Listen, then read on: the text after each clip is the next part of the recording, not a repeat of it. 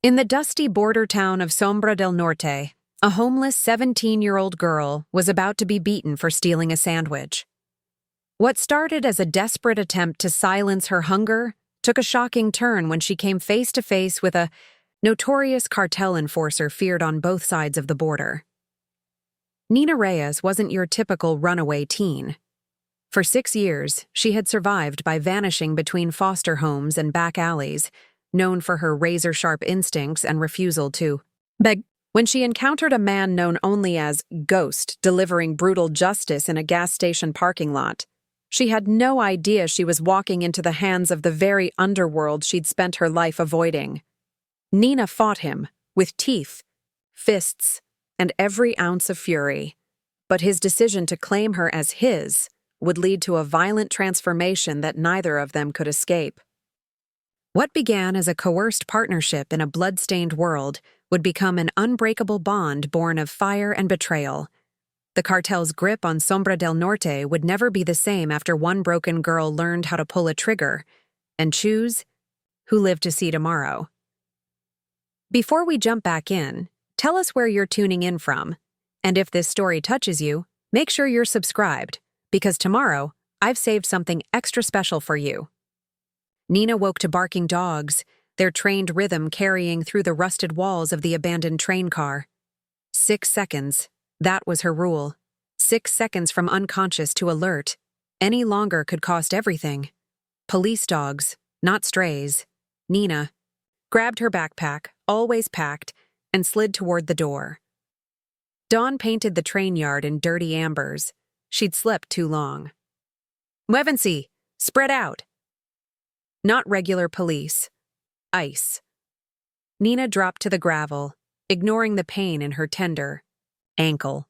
2 ICE vehicles at the north entrance, agents with flashlights, at least 2 dogs working a scent. Not her scent. Not yet. She'd rubbed herself with crushed juniper berries and dirt, a trick from her father before the fire, before everything. She moved silently through the labyrinth of rail cars, her slight frame slipping through gaps that would trap most adults. At 17, malnutrition had stunted her growth, but smaller meant faster. Smaller meant hidden. The dogs changed direction, following someone else's trail. Probably Miguel and his cousin. Nina felt a brief pang, not quite sympathy, not quite guilt. In this world, someone always had to be caught so others could escape. Rain started as she reached the fence, light drizzle becoming the hard desert. Rain Sombra del Norte was known for good. Rain confused the dogs, made agents sloppy. She slipped through her cut in the fence, carefully bending the links back into place. Beyond the scrubby terrain lay Sombra del Norte, a dusty collection of warehouses, gas stations, and run-down apartments near the border crossing. In the distance, the wall loomed, a stark metal barrier cutting across the desert. Beyond it lay Mexico, and somewhere past that, the ghosts of her parents. Your parents are gone, Nina. They can't take care of you anymore, as if they ever had. By mid-morning, hunger gnawed at Nina's stomach. She hadn't eaten since yesterday, half a discarded burger from behind Denny's. Her last $5 had gone to the laundromat woman who let Nina shower once a week. Being clean was worth being hungry. Another rule, the quick stop on Meridian, was her best bet. The cashier, Brandon, usually took his smoke break at 11:30, leaving the store unattended for 7 minutes. Nina had timed it. She'd also memorized the security camera blind spots, 8 seconds where she could grab something and be gone before the camera panned back. At 11:27, Nina entered the store. Brandon barely looked up from his phone. She wandered toward the magazines, one eye on Brandon, one on the clock. 11:29. Brandon sighed, tucked away his phone. "Taking my break, Mrs. K." An unintelligible response from the storage room. Usually, Mrs. Kapoor was gone by now. Nina hesitated, recalculating. If Mrs. Kapoor was in back, her window had narrowed, but hunger won. Brandon pushed through the door, and Nina moved. She glided past the chip aisle, reaching for a turkey sandwich. "Hey, you need to pay for that." Mrs. Kapoor's voice froze her. Nina's hand closed around the sandwich as she faced the older woman in the doorway. "I was going to," Nina lied, calculating the distance to the exit. 15 feet, 3 seconds at a sprint. "Empty your pockets." Mrs. Kapoor moved toward the counter where the silent alarm button waited. "I've seen you before. Always looking, never buying." Nina bolted. Halfway across the parking lot, she crashed into what felt like a brick wall. Arms wrapped around her as male laughter filled her ears. "Whoa there, Roadrunner," a voice slurred, alcohol and cigarettes on his breath. "Where are you running off to so fast?" Nina twisted violently, elbow connecting with soft flesh. She broke, free, only to find herself surrounded by 3 truckers, their rig parked nearby. "That wasn't very nice," said the one she'd elbowed. "We're just being friendly." "I don't want friends," Nina said flatly, shifting her weight, ready to run. But they'd positioned themselves cleverly. The one to her left held her backpack, fallen in the scuffle. "Looking for this?" He dangled it. "Gotta pay the toll, sweetheart." Nina's expression hardened. That backpack contained everything: clothes, money, her switchblade, and a faded photograph of her and Timo before the fire, before the system split them up. The only proof she'd ever belonged to anyone. "Give it back," she said steadily, despite the fear crawling up her spine. The men exchanged amused glances. "Or what?" asked the leader, stepping closer. "Little thing like you? What you gonna do?" Nina lunged forward, feinting toward the leader before driving her knee into the groin of the man holding her backpack. As he doubled over, she snatched the bag and swung it into the face of the third man. For one moment, she thought she might escape. Then a hand caught her hair, yanking her backward. Her back slammed against the wall, knocking the wind from her. "You're gonna regret that, Puta," the leader growled, his hand closing around her throat. Nina clawed at his fingers, gasping. Black spots danced at the edges of her vision. She'd miscalculated. Another rule broken. Never fight when you can run. Suddenly, the pressure vanished. The man's hand was gone, along with the rest of him. Nina slid down the wall, gulping air, her vision clearing in time to see something impossible. A figure stood between her and the truckers, tall, lean, dressed in black. He moved with brutal economy, each gesture devastatingly effective. The leader was already down, blood pouring from his nose. The second man charged, only to be redirected into the wall with a sickening crack. The third pulled a knife, slashing wildly. The figure caught his wrist mid-slash, twisted, and bones broke. The knife clattered to the asphalt as the man howled. "Enough." The word was soft but cut through the chaos like a gunshot.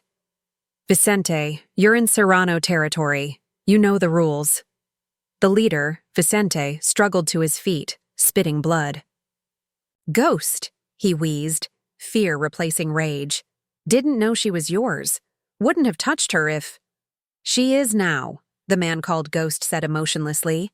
"Consider your debt paid." Vicente's gaze darted between them. "The whole thing? For her?" Ghost just stared until Vicente backed away, gesturing for his companions to follow. They retreated to their rig, the injured one whimpering. Only when the truck's engine roared did Ghost turn to Nina. He wasn't much older than her, mid-20s, but his eyes spoke of time measured in blood rather than years. A thin scar bisected his left eyebrow. "Get up," he said.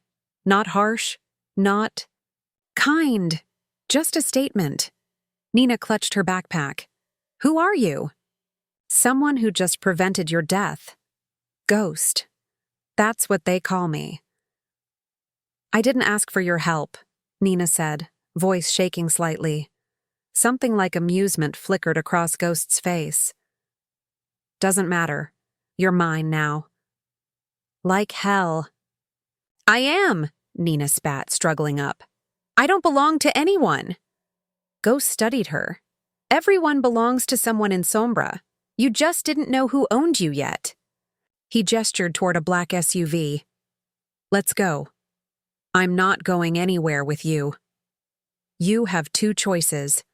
Come with me, or I leave you for Vicente to find. They will find you, Nina Pequeña. Men like that always do. Nina bristled at the diminutive, but wasn't stupid. The threat was real. She'd seen men like Vicente before, in foster homes on streets. Men who took whatever they wanted. But Ghost was different, calculated rather than cruel, and he had saved her, whatever his motives. Fine, she said, adjusting her backpack. But I'm not yours. I'm nobody's. Ghost's lips curved in what wasn't quite a smile. We'll see, he said, walking toward the SUV without checking if she followed. Nina hesitated, looking back at the train yard, at the town with its dusty streets, and blind eyes. Then at Ghost, already sliding into the driver's seat, opening a door to somewhere unknown. Unknown was dangerous, but staying was certain death. Nina walked toward the SUV, each step a surrender and rebellion. As they pulled away, she watched Sombra del Norte recede in the mirror. A single thought echoed in her mind. Survive today. Tomorrow isn't promised. But for the first time in years, there might actually be a tomorrow. Whether that was blessing or curse remained to be seen. The SUV's interior smelled of leather and gun oil, a sharp contrast to the dust and desperation Nina had grown accustomed to. Ghost drove in silence, one hand on the wheel, eyes constantly scanning the road ahead and the mirrors. He hadn't spoken since they'd left the quick-stop parking lot, and Nina wasn't about to break the silence. She'd learned long ago that silence was safer than questions. Instead, she watched the landscape change through the window. Sombra del Norte's dilapidated outskirts gave way to slightly more respectable neighborhoods, then shifted again to an industrial area lined with warehouses and auto shops. Nothing looked familiar. Nina had always stuck to the southern parts of town, close to the train yard and the Mexican border. This northern territory might as well have been another country. Ghost turned down a narrow side street, then another, his movements deliberate and unhurried. Nina memorized each turn, building a mental map for when, not if, she needed to escape. The SUV finally slowed in front of a nondescript two-story building sandwiched between an auto body shop and what looked like an abandoned bakery. A garage. Door rolled up as they approached, seemingly of its own accord. Ghost pulled inside, and the door immediately closed behind them, plunging them into darkness before fluorescent lights flickered to life. Out, Ghost said, killing the engine. Nina clutched her backpack tighter. Where are we? Safe house. He exited the vehicle without further explanation. Nina hesitated, then followed, keeping the SUV between them as she scanned the garage. Clean concrete floor, workbench along one wall, tool chest beside it. A door on the far end presumably led to the rest of the building. No windows. One exit besides the garage door, marked in glowing red. Ghost walked to a keypad near the interior door, punched in a code. Nina noted the beeps, trying to discern the pattern, and pushed the door open. He glanced back at her, impatience flashing across his otherwise stoic features. I don't have all day, Nina Pequeña. Stop calling me that, she snapped, moving toward the door. I have a name. I'm sure you do, Ghost replied flatly. It's just not one I need to know yet. Before Nina could retort, he stepped aside to let her pass. Through the doorway, she moved cautiously, every sense heightened for signs of danger. The door opened into a Spartan living area, couch, coffee table, TV mounted on the wall. A small kitchen occupied one corner, and a hallway led to what she assumed were bedrooms. Everything was clean, minimalist, impersonal. No photographs, no decorations, nothing to suggest who lived here or why. Bathrooms down the hall, first door on the right, Ghost said, closing and locking the door behind them. You smell like a train yard. Nina bristled but couldn't argue with the assessment. It had been 3 days since her last shower at the laundromat. I'm not taking a shower until you tell me why I'm here. Ghost regarded her with that same detached interest, as if she were a mildly curious specimen in a lab. You're here because you're useful. Vicente Maldonado and his crew have been moving product through my territory without permission. Now they owe me, and you're the payment. I'm not anybody's payment, Nina growled, grip tightening on her backpack strap. And I'm not product either. No, Ghost agreed, moving to the kitchen. He opened the refrigerator, pulled out a bottle of water, and slid it across the counter toward her. You're a courier. Nina eyed the water suspiciously but didn't move to take it. A what? A courier. You deliver things. No questions asked. He opened another bottle for himself, took a sip. You're small, forgettable and invisible to most of the people who matter in this town. Perfect for moving sensitive items. And if I say no? Ghost shrugged. Then I hand you back to Vicente as damaged goods. His dark eyes fixed on hers. Your choice. Not a choice at all, and they both knew it. Nina reached for the water bottle, unscrewed the cap, and sniffed it before taking a careful sip.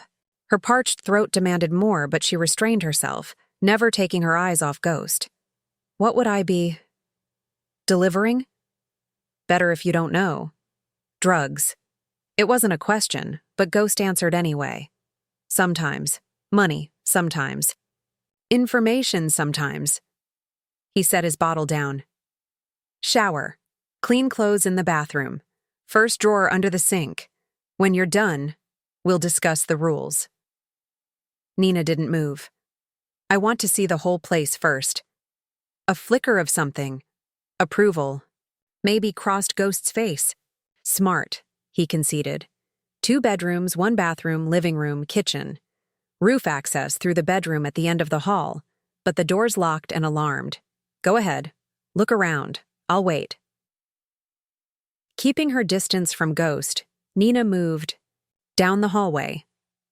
The first door on the right revealed a clean utilitarian bathroom, white tile, glass shower, single sink with drawers beneath.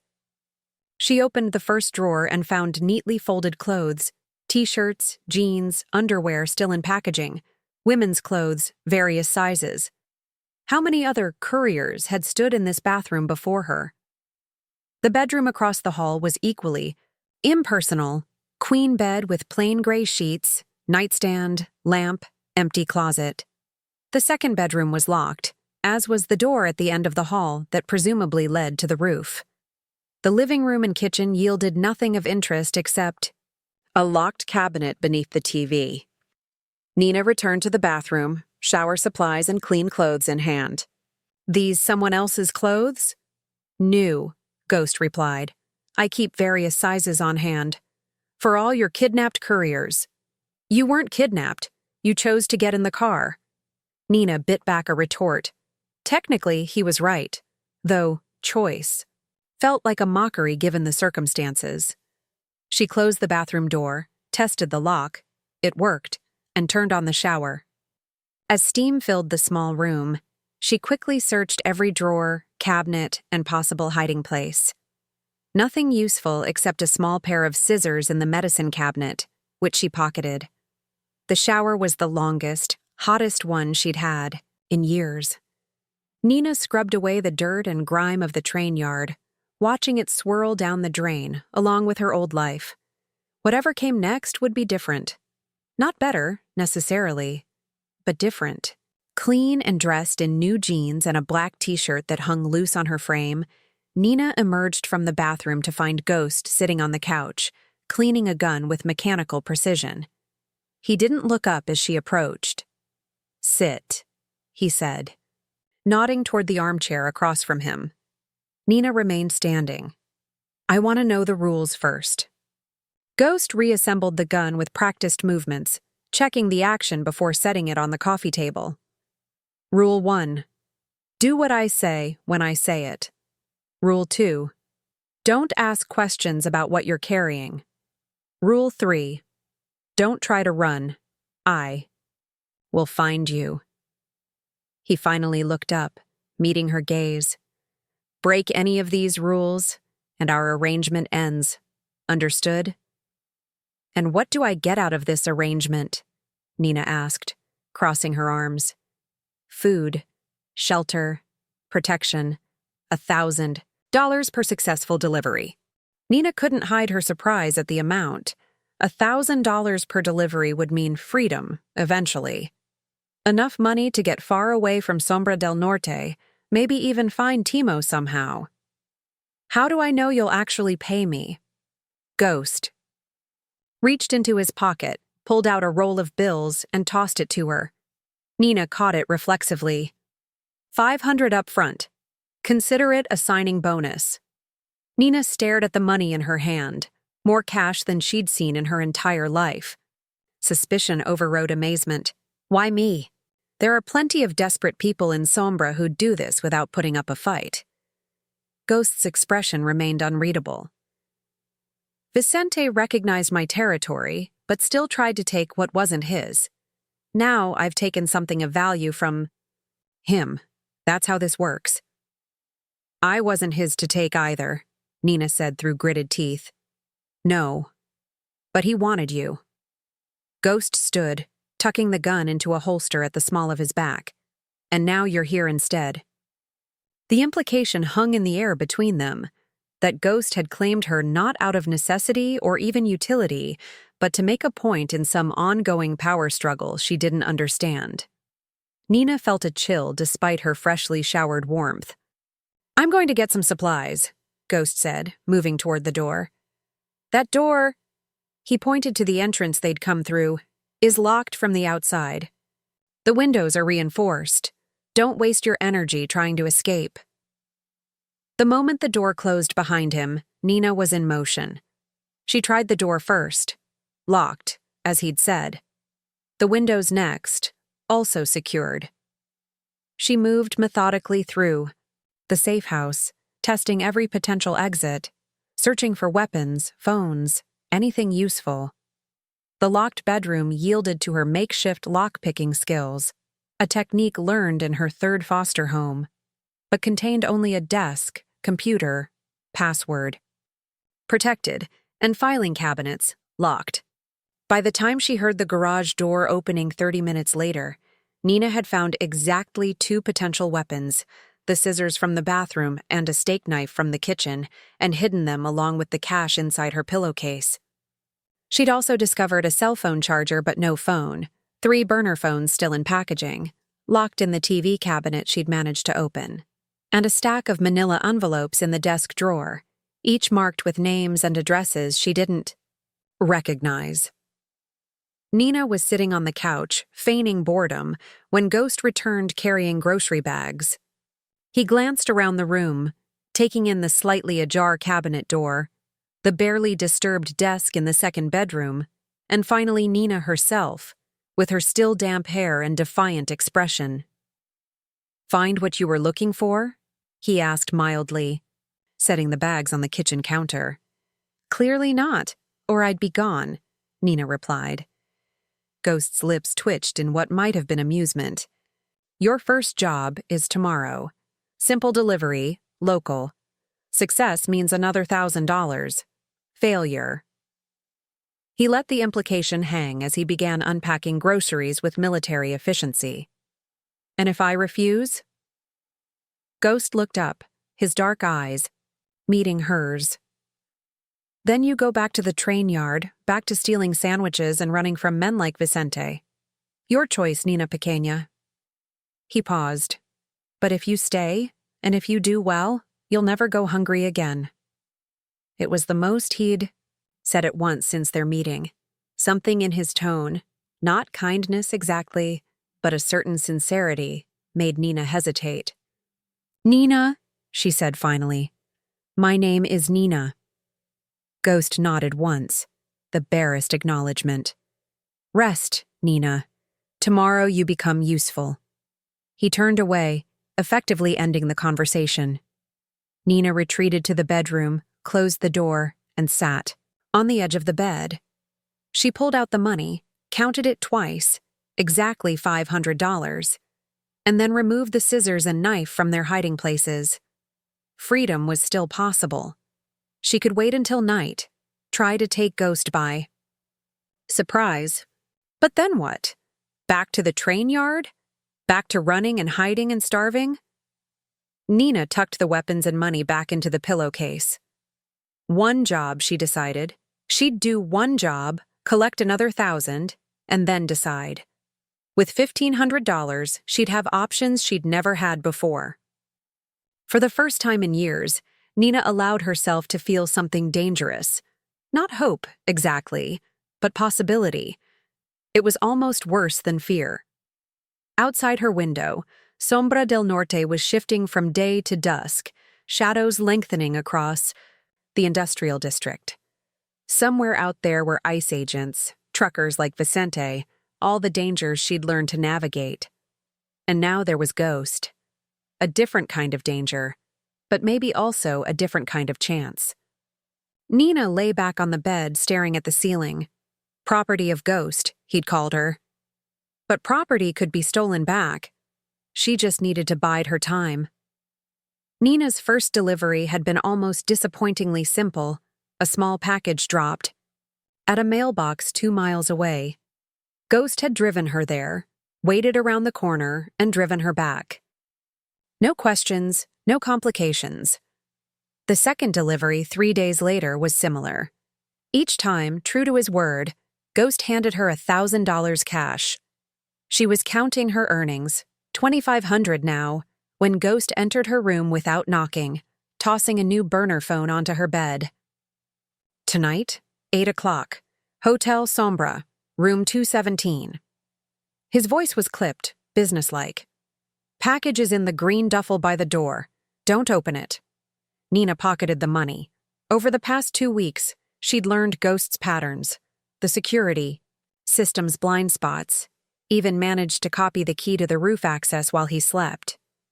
But she hadn't run. Not yet. Not with $3,500 still short of what she'd need to disappear properly. Same as usual? She asked, sliding off the bed. No. Ghost's expression was unreadable as always, but something in his stance seemed tenser. Different client, part of Valdez's crew. Be careful. Valdez?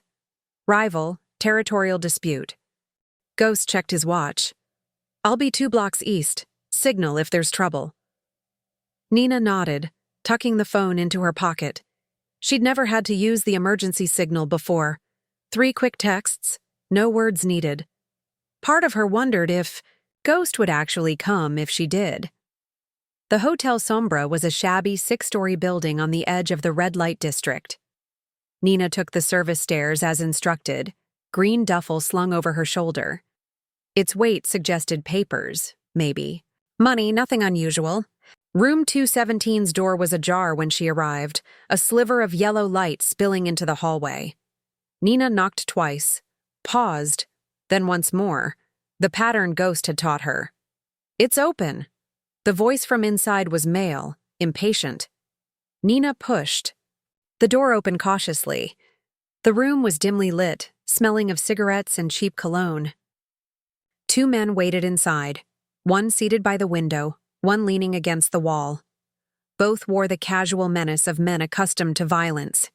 The seated one had a thin scar running from the corner of his mouth to his ear, giving him a perpetual half-smile. "You're Ghost's new girl?" Scar asked, eyes traveling over her with calculated assessment. "I have a delivery," Nina replied neutrally, unslinging the duffel. She'd learned to keep her gaze steady, her voice even. "Show no fear," Ghost had taught her. "They can smell it." "Set it down," Scar instructed, gesturing to the stained carpet between them. Nina placed the bag down and stepped back, maintaining distance as Ghost had drilled into her. Never within arm's reach. Always positioned near an exit. The second man moved forward, unzipped the duffel, and rifled through its contents. He nodded to Scar. "Tell Ghost that Valdez appreciates his cooperation," Scar said, still watching Nina with unsettling intensity. But he has questions about the shipment last week. The numbers didn't add up. Nina knew the script. I just make deliveries. Scar's half-smile twitched. Who exactly are you anyway? Ghost doesn't usually work with women. I just make deliveries, Nina repeated, already edging toward the door. Message delivered, package transferred. Her job was done. Not so fast, Scar said, rising. Valdez wants a message sent back. The second man moved with surprising speed, blocking her path to the door. Nina tensed, calculating her options. The bathroom to her left, the window behind Scar, both poor escape routes. I'll tell Ghost to call Valdez, she offered, keeping her voice steady. Scar chuckled. That's not the kind of message we had in mind. He pulled a knife from his pocket, the blade catching the lamplight. Hold her. Nina's body reacted before her mind could process, ducking under the reaching arms of the second man, driving her elbow into his solar plexus. He grunted but didn't go down. She feinted left, spun right, nearly making it to the door before his hand caught her hair, yanking her backward with brutal force. Pain exploded across her scalp as she was dragged back into the room. The man's arm circled her throat, pinning her against his chest. She kicked, struggled, but he was twice her size, immovable as stone. Scar approached slowly, knife glinting. Ghost needs to learn that taking Valdez's territory has consequences. A little cut on his pretty messenger should remind him who he's dealing with. Nina went still, survival instinct overriding panic. The arm around her throat loosened slightly as her struggles ceased. Scar stepped closer, the knife hovering, inches from her face. Nothing permanent, he mused. Just a reminder. The blade moved to her arm instead, slicing through her sleeve. Nina felt the cold kiss of steel against her skin, then the hot rush of blood as Scar dragged the knife down her forearm. She bit back a scream, refusing to give them the satisfaction.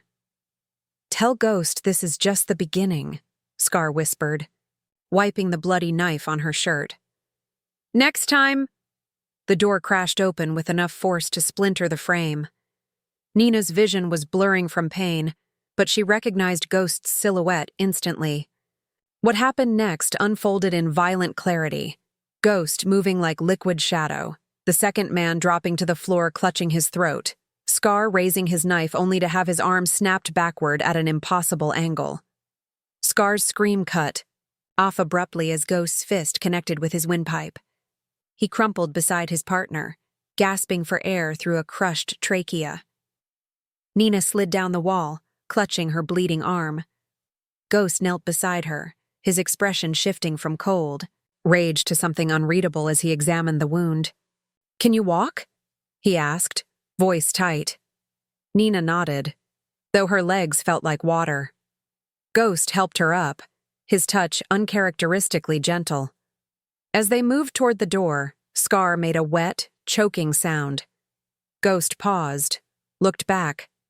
Tell Valdez, he said softly, that the next man who touches what's mine won't live to deliver any messages. The deadly calm in his voice made it clear this wasn't a threat. It was a promise. Preparing and narrating this story took us a lot of time, so if you are enjoying it, subscribe to our channel. It means a lot to us. Now, back to the story. Outside, Ghost helped Nina into the SUV, then tore a strip from his own shirt, wrapping it tightly around her arm. The white fabric immediately bloomed crimson. Hospital? Nina asked through gritted teeth. Ghost shook his head. Louisa. 15 minutes later, they pulled up to a small house on the outskirts of town. A middle-aged woman with silver-streaked black hair opened the door before they'd even reached the porch. Idiota, she hissed at Ghost when she saw Nina's blood-soaked arm. Bringing a child into your war. Just fix her, Louisa, Ghost replied, helping Nina inside. Louisa's hands were gentle but efficient as she cleaned and stitched the wound. 16, she said, counting the stitches aloud. Lucky. Any deeper would have hit tendons. Nina watched the needle moving in and out of her flesh with detached fascination. The local anesthetic had dulled the pain to a distant throb. You shouldn't be in this life, Nina, Louisa said quietly.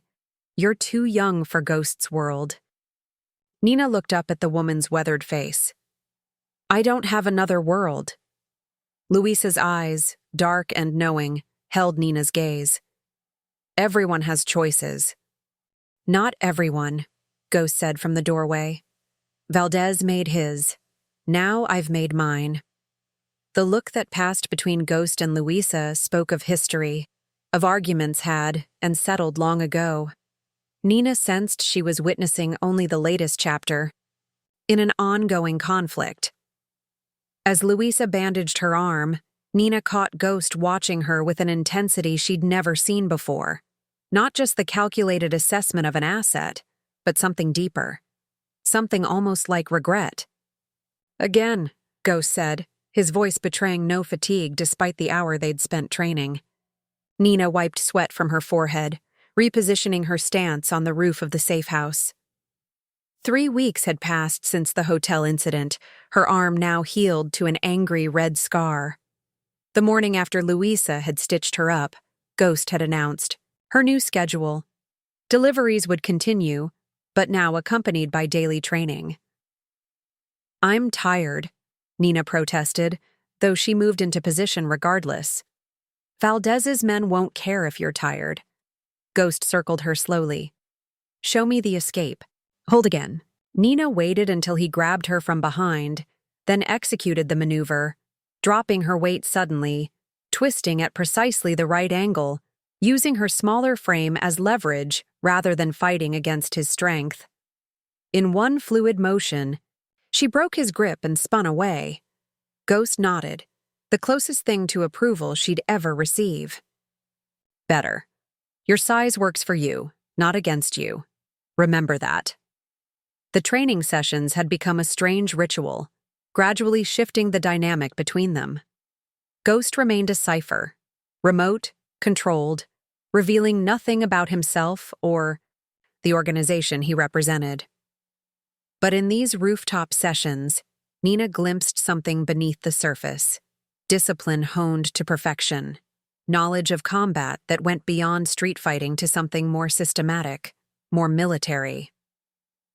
Why? Are you teaching me this? She'd asked on the third day. Ghost had paused, considering her with those impenetrable dark eyes. Because you're no use to me dead. But Nina sensed another reason, one neither of them acknowledged. She'd refused to give up his name in that hotel room, had chosen pain over betrayal. Something had changed after that night. Ghost still treated her as an asset, but an asset worth protecting, worth improving. Now he handed her a pistol, unloaded during practice, and stepped back. Show me the breakdown again. Nina dismantled the weapon with growing confidence, naming each part as Ghost had taught her. When she'd first held a gun 2 weeks ago, her hands had trembled. Now they moved with calm precision. And if it jams? Ghost prompted. Tap, rack, assess, Nina recited, demonstrating the technique.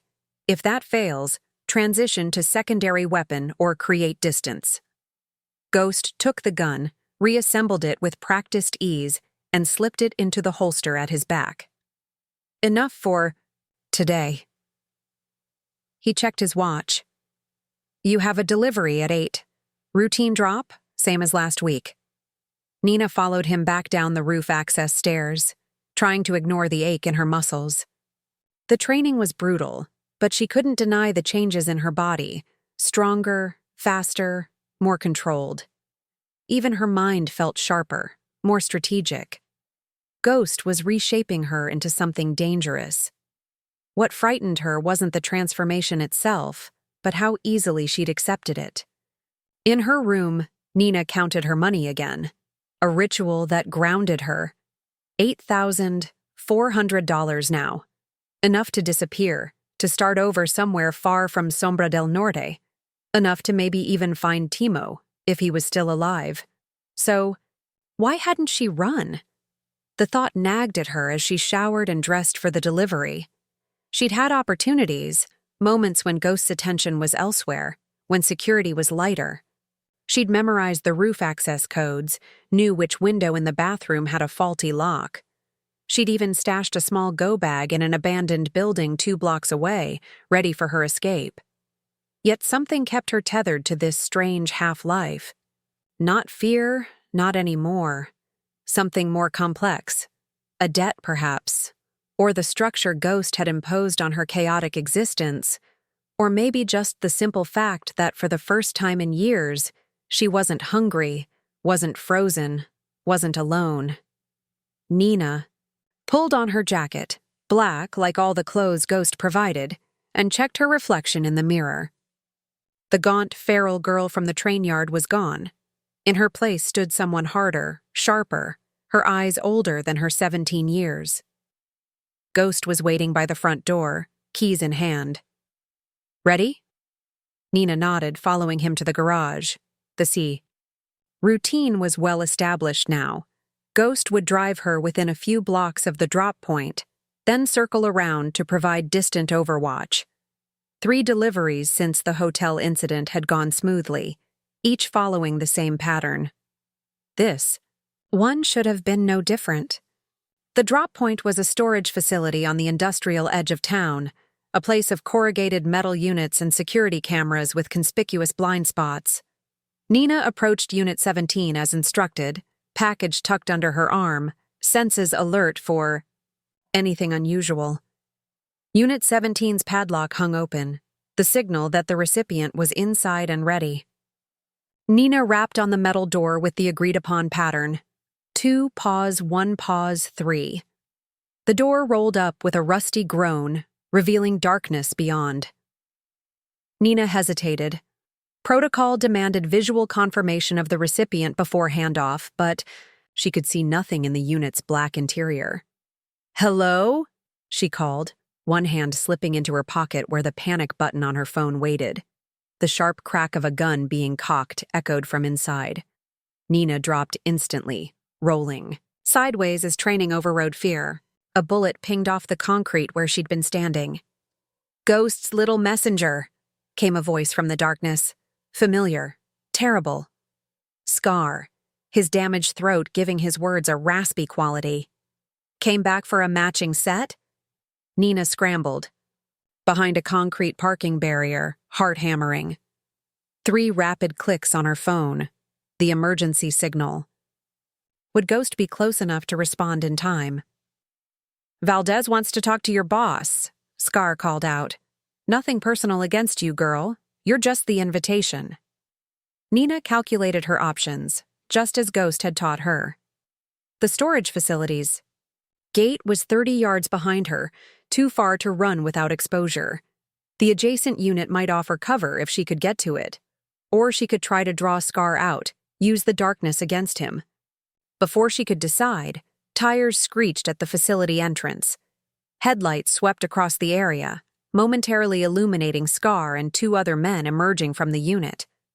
The SUV skidded to a halt between Nina and her attackers, driver's door flying open. Ghost emerged like a vengeful shadow, gun already drawn. The first man went down before he could raise his weapon. The second managed to fire wildly before Ghost's bullet found his chest. Scar, smarter or luckier than his companions, ducked back, into the storage unit's darkness. Ghost advanced methodically, using the SUV as cover. "Get in the car," he ordered Nina without looking back. Nina darted toward the vehicle, keeping low. She'd almost reached it when movement flashed in her peripheral. Vision. A 4th man, previously unseen, emerging from between storage units. He raised his gun toward Ghost's exposed back. "Behind you!" Nina shouted, even as she lunged forward. Ghost spun, but too slowly. The crack of gunfire echoed across the facility. For one frozen moment, Nina thought Ghost had been hit. Then, the 4th man crumpled, a dark stain spreading across his chest. Behind him stood Louisa, a small revolver steady in her weathered hands. Idiota, she muttered, though whether to Ghost or the dead man remained unclear. Always check your flanks. Ghost nodded once, acknowledgement, thanks, or both, then turned back toward the storage unit where Scar had retreated. But the unit was empty, its back wall cut open to reveal an escape route. "Louisa, get her out of here," Ghost said, voice tight with controlled fury. "Take her to the secondary location." "And you?" Louisa asked, already moving toward Nina. Ghost's expression was terrifying in its stillness. "I'm going hunting." The last thing Nina saw as Louisa drove her away was Ghost standing amid the bodies, phone to his ear, calling in forces she'd only vaguely known existed. Louisa's secondary location proved to be a small apartment above a botanica in the Mexican Quarter. The one-room space was cramped but clean, filled with medical supplies and the earthy scent of dried herbs. "Ghost's war has escalated," Louisa said as she checked Nina for injuries. "Valdez wouldn't risk this kind of open conflict unless he had backing from El Cura, the cartel boss." Louisa's hands were gentle but thorough, examining Nina's arms, ribs, head. "Ghost has been operating too independently for El Cura's taste. Valdez is using that to move against him." Nina processed this information, fitting it into the fragmentary picture she'd built of Ghost's world. "Why did you help us?" Louisa's dark eyes met hers. "Not you. Him." She sighed, suddenly looking older. "I've known Raphael since he was younger than you are now." "Raphael?" That was his name before he became Ghost. Louisa moved to a cabinet, removed a bottle of tequila, and poured 2 small glasses. She handed one to Nina. "Drink. It will steady your nerves." Nina hesitated, then sipped the fiery liquid.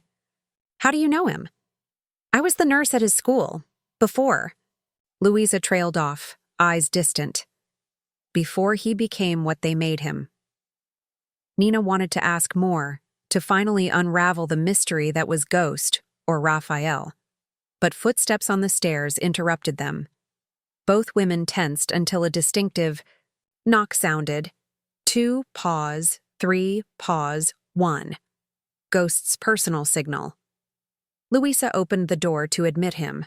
He looked exactly as he had when Nina last saw him, except for a small splatter of blood across his shirt. Not his own, Nina realized with a chill. "It's handled," he said simply, accepting the glass Louisa pressed into his hand.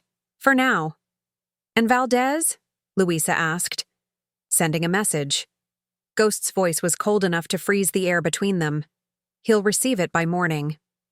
Nina watched him drain the tequila in one swift motion, his face betraying nothing of what sending a message might entail.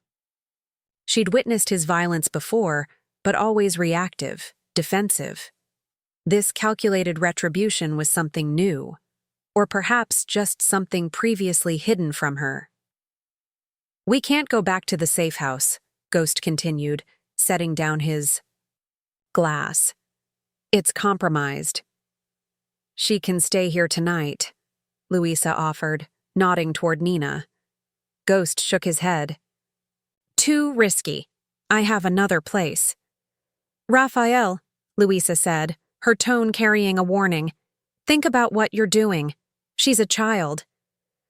"I stopped being a child the day my parents burned to death," Nina interjected, surprising herself with the sudden admission. Both adults turned to her. "I'm not afraid of Valdez, or El Cura, or whatever war you're fighting." It wasn't entirely true. She was afraid. But fear had been her constant companion for so long that it no longer dictated her choices. What she felt now, beyond the fear, was something unfamiliar. Loyalty.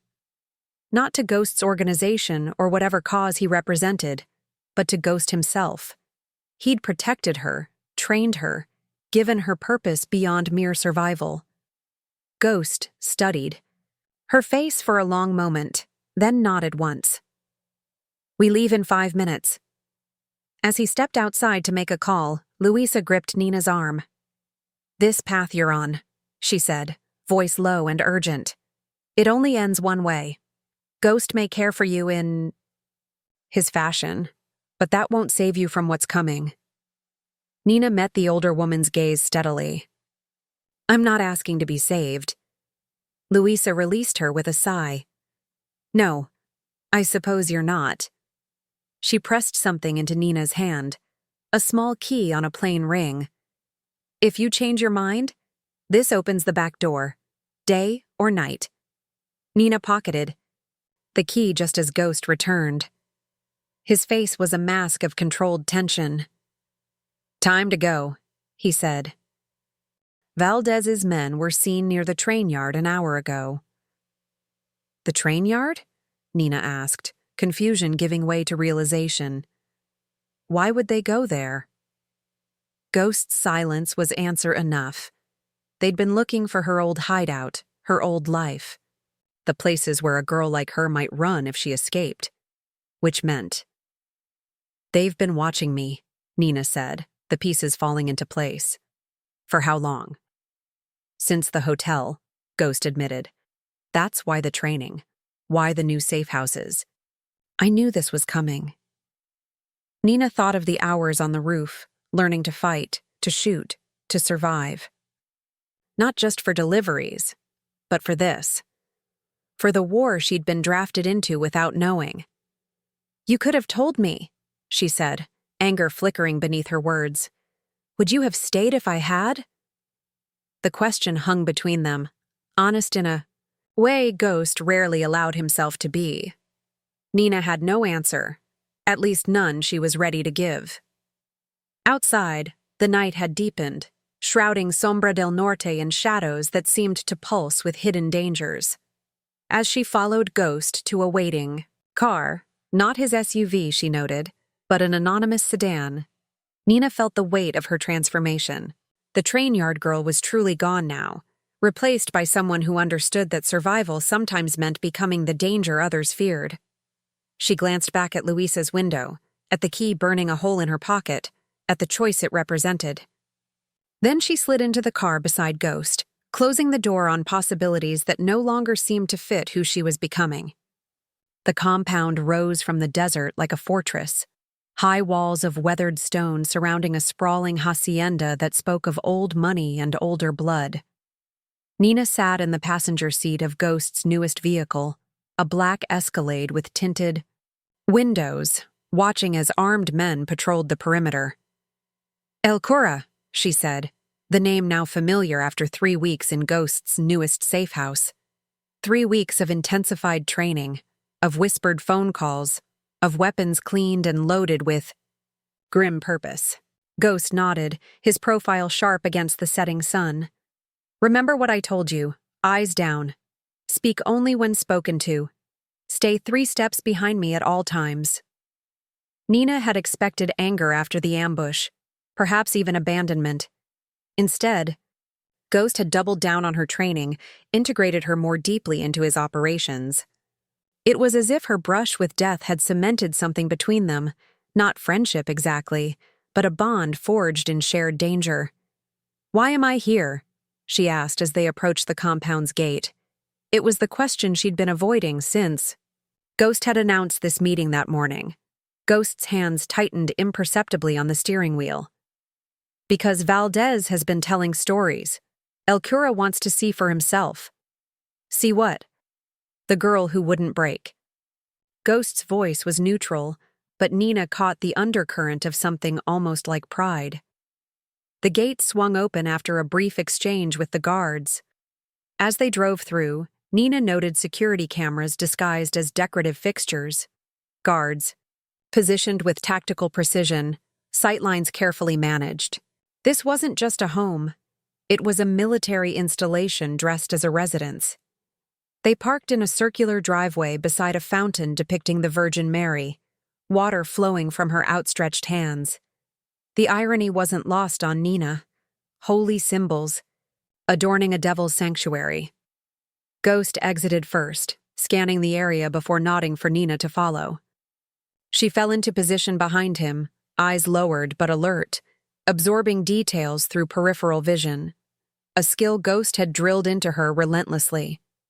They were led through a series of courtyards, each more opulent than the last, until they reached what appeared to be the main house. Inside, the decor shifted jarringly between religious iconography and displays of obvious wealth. Gold-framed paintings of saints hung beside glass cases containing vintage weapons. Marble statues of angels stood watch over antique furniture, worth more than Nina had seen in her entire life. The man waiting for them in the study didn't match his surroundings. Where the room screamed power and excess, he was simplicity itself, slender, silver-haired, dressed in a plain white guayabera shirt and black slacks. He might have been someone's kindly grandfather if not for his eyes, dark, piercing, utterly devoid of compassion. "Raphael," he said, rising from behind a massive desk. "It's been too long. Marco." Ghost's posture shifted subtly, still respectful, but with a tension Nina had never seen before. El Cura's gaze shifted to Nina, assessing her with clinical detachment. "So this is your... what do you call her? Courier? Pet? Protégé?" Ghost remained silent, and Nina followed his lead, keeping her eyes lowered though every instinct screamed to meet El Cura's stare. "Look at me, child," El Cura commanded softly. Nina raised her eyes, fighting to keep her expression neutral as she met that terrible gaze. "Interesting," El Cura murmured, circling her slowly. "No ink, no marks. Unmarked vessels are rare in our business, Raphael. Especially ones so resilient." Nina felt like a horse at auction, being evaluated for purchase. El Cura completed his circuit, stopping before Ghost. "Esteban says she refused to break under questioning, that she protected your name even." As he cut her, El Cura smiled thinly. "Loyalty is a commodity more valuable than cocaine in our world." "She's been useful," Ghost replied, his voice carefully modulated. "More than useful, I think." El Cura returned to his desk, gesturing for them to sit in the chairs opposite. Ghost sat. Nina remained standing just behind him. "You killed 6 of Esteban's men in retaliation. That goes beyond protecting an asset." The room temperature seemed to drop several degrees. Nina fought the urge to shift uncomfortably as El Cura steepled his fingers, studying Ghost over them. "There are whispers, Raphael. Whispers that you've gone soft, that your focus has shifted." El Cura's eyes flicked briefly to Nina. "This concerns me, especially now when purification is coming." "My loyalty hasn't changed," Ghost said evenly. "Hasn't it?" El Cura leaned forward. "The Ghost I trained wouldn't risk war with Valdez over a street rat. He wouldn't compromise shipments over territorial pride." Nina's skin prickled at the subtle escalation. Something was happening beneath the surface of this conversation, currents she couldn't fully grasp. "What do you want, Marco?" Ghost asked, cutting through the tension. El Cura smiled, the expression never reaching his eyes. "Proof. Proof that you're still the weapon I forged." He opened a drawer, removed a manila folder, and slid it across the desk. "A test, if you will." Ghost didn't touch the folder. "For me or for her?" "Both of you." El Cura's gaze shifted to Nina. "The girl has shown loyalty to you. Now you will both demonstrate loyalty to me." Nina felt a chill that had nothing to do with the room's temperature. Tests in this world rarely ended well for those being tested. Ghost took the folder, opened it briefly, then closed it without changing expression. "When?" "Tomorrow night, the old church near Agua Prieta." El Cura rose, indicating the meeting was over. "Do not disappoint me, Raphael. Purification is coming, and I would hate to see you counted among the unfaithful." Outside, in the fading desert light, Nina waited until they were in the car before asking, "What's in the folder?" Ghost started the engine, his movements mechanical. A name. A location. Someone to deliver to? Ghost's eyes met hers, and for the first time since she'd known him, she saw something that might have been regret. No, he said quietly. Someone to remove. The implications sank in slowly, then all at once. Not a delivery. An execution. And not just for Ghost. For both of them. A test of loyalty that would bind Nina irreversibly to El Cura's organization. I can't, she whispered. You can. Ghost pulled onto the desert road, the compound receding behind them. You will. Or what? He'll kill me? The question hung between them. Ghost's silence was answer enough.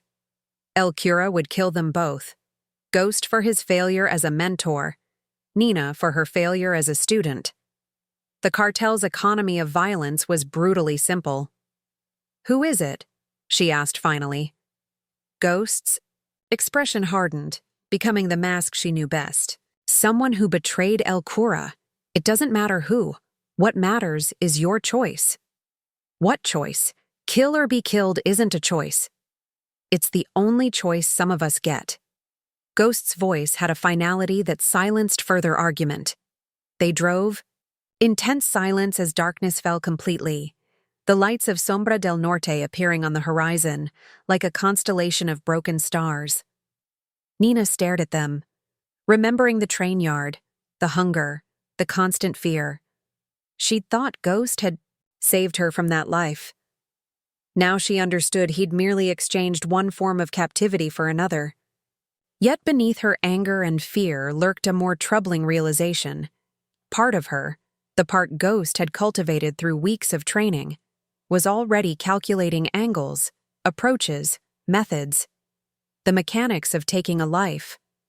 The girl from the train yard would have run, no matter the consequences. But that girl was fading more each day, replaced by someone harder, colder, more willing to survive at any cost. Nina wondered, as the city lights grew closer, which version of herself would still exist by tomorrow night.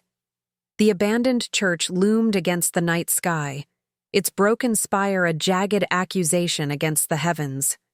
Nina sat beside Ghost in the car, watching as clouds scudded across the moon, alternately illuminating and shadowing the crumbling building. How long? She asked, breaking the silence that had stretched between them since leaving the safe house. 10 minutes, Ghost replied, checking his watch. He hadn't spoken more than necessary all day, as if preserving energy for what lay ahead. Or perhaps preserving distance. Nina's hand moved to her waistband, feeling the unfamiliar weight of the gun Ghost had given her. A Glock 19, smaller than his own weapon, sized for her hands. They'd spent hours at a makeshift shooting range in an abandoned warehouse, Ghost correcting her stance, her grip, her breathing. Preparing her.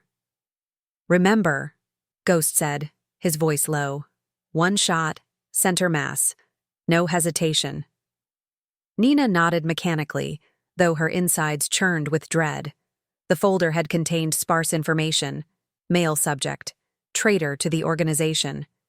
To be eliminated as proof of loyalty. The personal details, name, history, reasons for his betrayal, had been deliberately omitted. Easier to kill a shadow than a person. If I don't do this, Nina said carefully, what happens? Ghost turned to look at her fully, his expression unreadable in the dim light. El Cura doesn't tolerate failure. To me, Nina clarified, though she already knew the answer. What happens to me? Something flickered across Ghost's face, a momentary crack in his carefully maintained facade. I can't protect you from this, Nina. Not from him. It was the closest thing to an apology she would get, Nina realized. Ghost had pulled her into his world, trained her, shaped her, perhaps even cared for her in his way. But in the end, she was still just an asset, a tool to be used and discarded when necessary. It's time, Ghost said, checking his watch again. He handed her a small flashlight. Go in through the side door. The subject will be restrained in what used to be the sanctuary. Confirm the identity, complete the task, return to the car. Simple. Nothing about this was simple, but Nina nodded anyway. As she reached for the door handle, Ghost caught her wrist, his grip firm but not painful.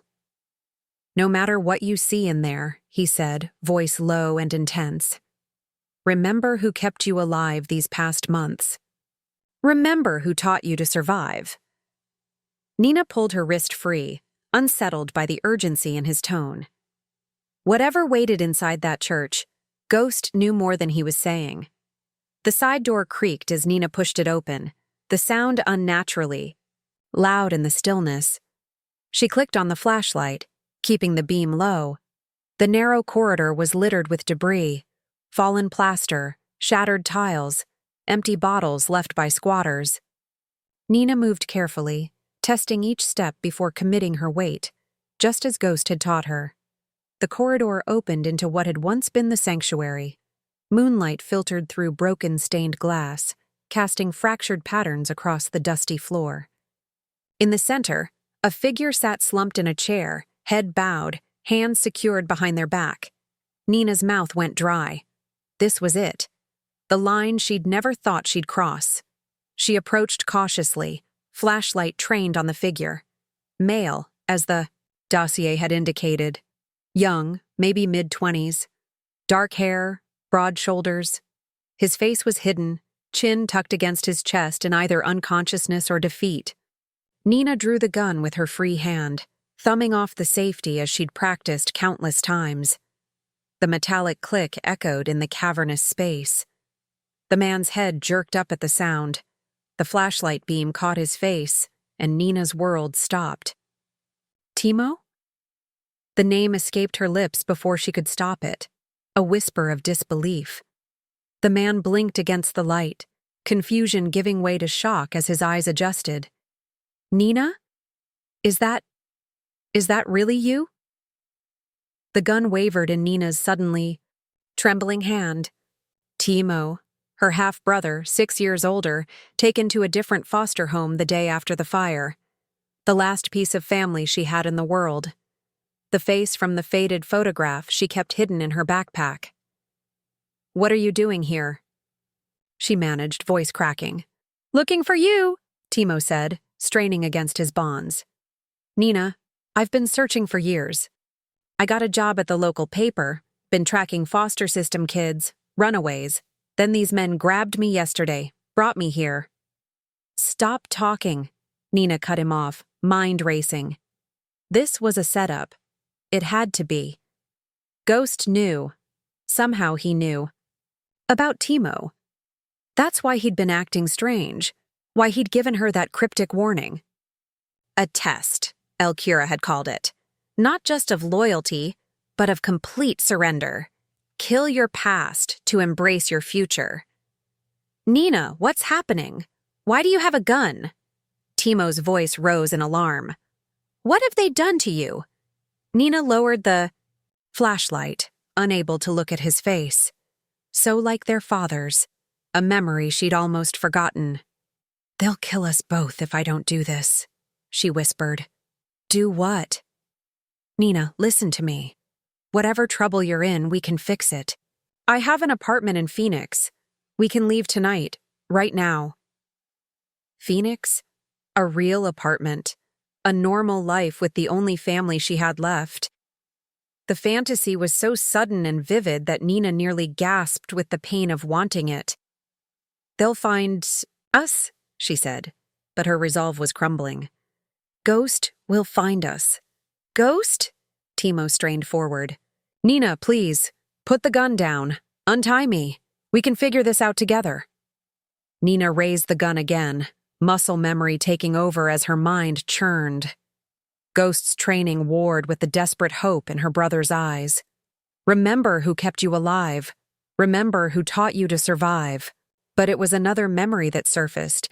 Timo sneaking her an extra blanket in the freezing group home. Timo teaching her to read when the schools had given up on her. Timo promising he'd find her someday, no matter what. Nina lowered the gun. 3 quick steps brought her behind Timo's chair. She holstered the weapon and pulled out the switchblade she always carried, sawing through the zip ties binding his wrists. "They're watching," she murmured as she worked. "When I cut you free, move to the north exit. There's a drainage ditch about 50 yards out. Follow it east until you hit the highway." "Not without you," Timo insisted as the restraints gave way.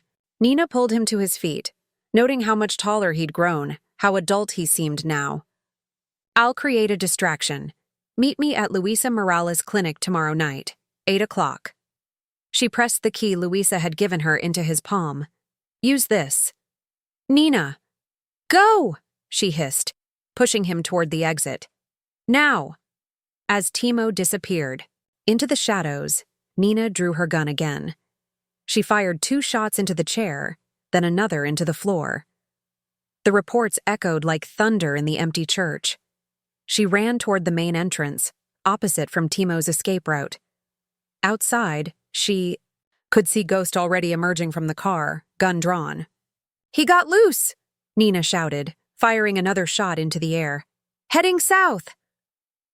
Ghost hesitated only a fraction of a second before sprinting toward the southern perimeter of the church grounds. Nina used the moment to cut east, paralleling Timo's path but staying visible enough to draw attention. If she was going to betray Ghost, betray Alcura, she needed to make it convincing.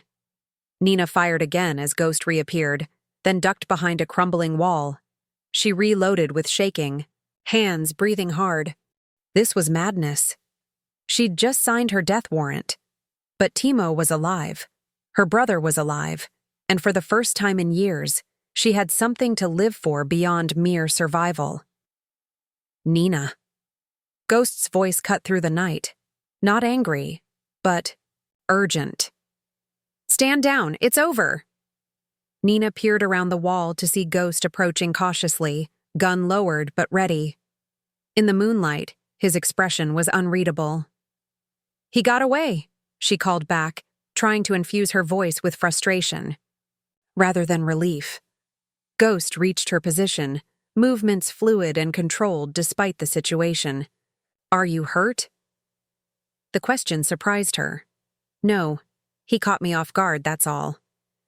Ghost studied her face for a long moment, then holstered his weapon. "We need to go. Now." "What about the target? Alcura?" "Now, Nina." Something in his tone silenced further questions. They moved quickly back to the car, Ghost scanning the perimeter with practiced efficiency. Only when they were inside with doors locked did Nina notice his hands, the right one smeared with what looked like blood. "You're hurt," she said, reaching for his arm. Ghost pulled away, starting the engine. "It's not mine." The implication hung in the air as they sped away from the church. Had there been someone else there? Another traitor dispatched while she was failing her own test? They drove in tense silence, Nina's mind churning with questions she didn't dare ask. What had Ghost seen? What did he know? Had he recognized Timo? Would he report her failure to Alcura? The safe house appeared ahead, its darkened windows revealing nothing. Ghost parked in the garage, the door closing behind them with grim finality. "Pack your things," he said as they entered the house. "Essentials only. We leave in 20 minutes. Nina froze. "Where are we going?" "Away from here." Ghost moved through the living room, gathering documents from a hidden compartment in the bookshelf. "Alcura's men will come by morning when they don't hear from us." "Us?" Nina's heart raced. "You're coming with me?" Ghost paused, turning to face her fully. In the dim light, his features seemed carved from stone. "You made your choice tonight. So did I." Understanding dawned slowly, then all at once. "You knew it was Timo." Ghost didn't answer directly. 16 minutes now. Pack only what you can carry." As Nina hurried to her room, mind reeling, one certainty emerged from the chaos. Whatever bond had formed between her and Ghost, It had just been tested in blood and memory. And somehow, against all odds, it had held. Dawn painted the desert, in amber as Nina and Ghost sped south in a weathered pickup. Her backpack sat between her feet, containing clothes, money, and that precious photograph of her and Timo. Ghost drove silently, one hand on the wheel, the other near his gun. 3 hours had passed since they'd fled the safe house, switching vehicles twice.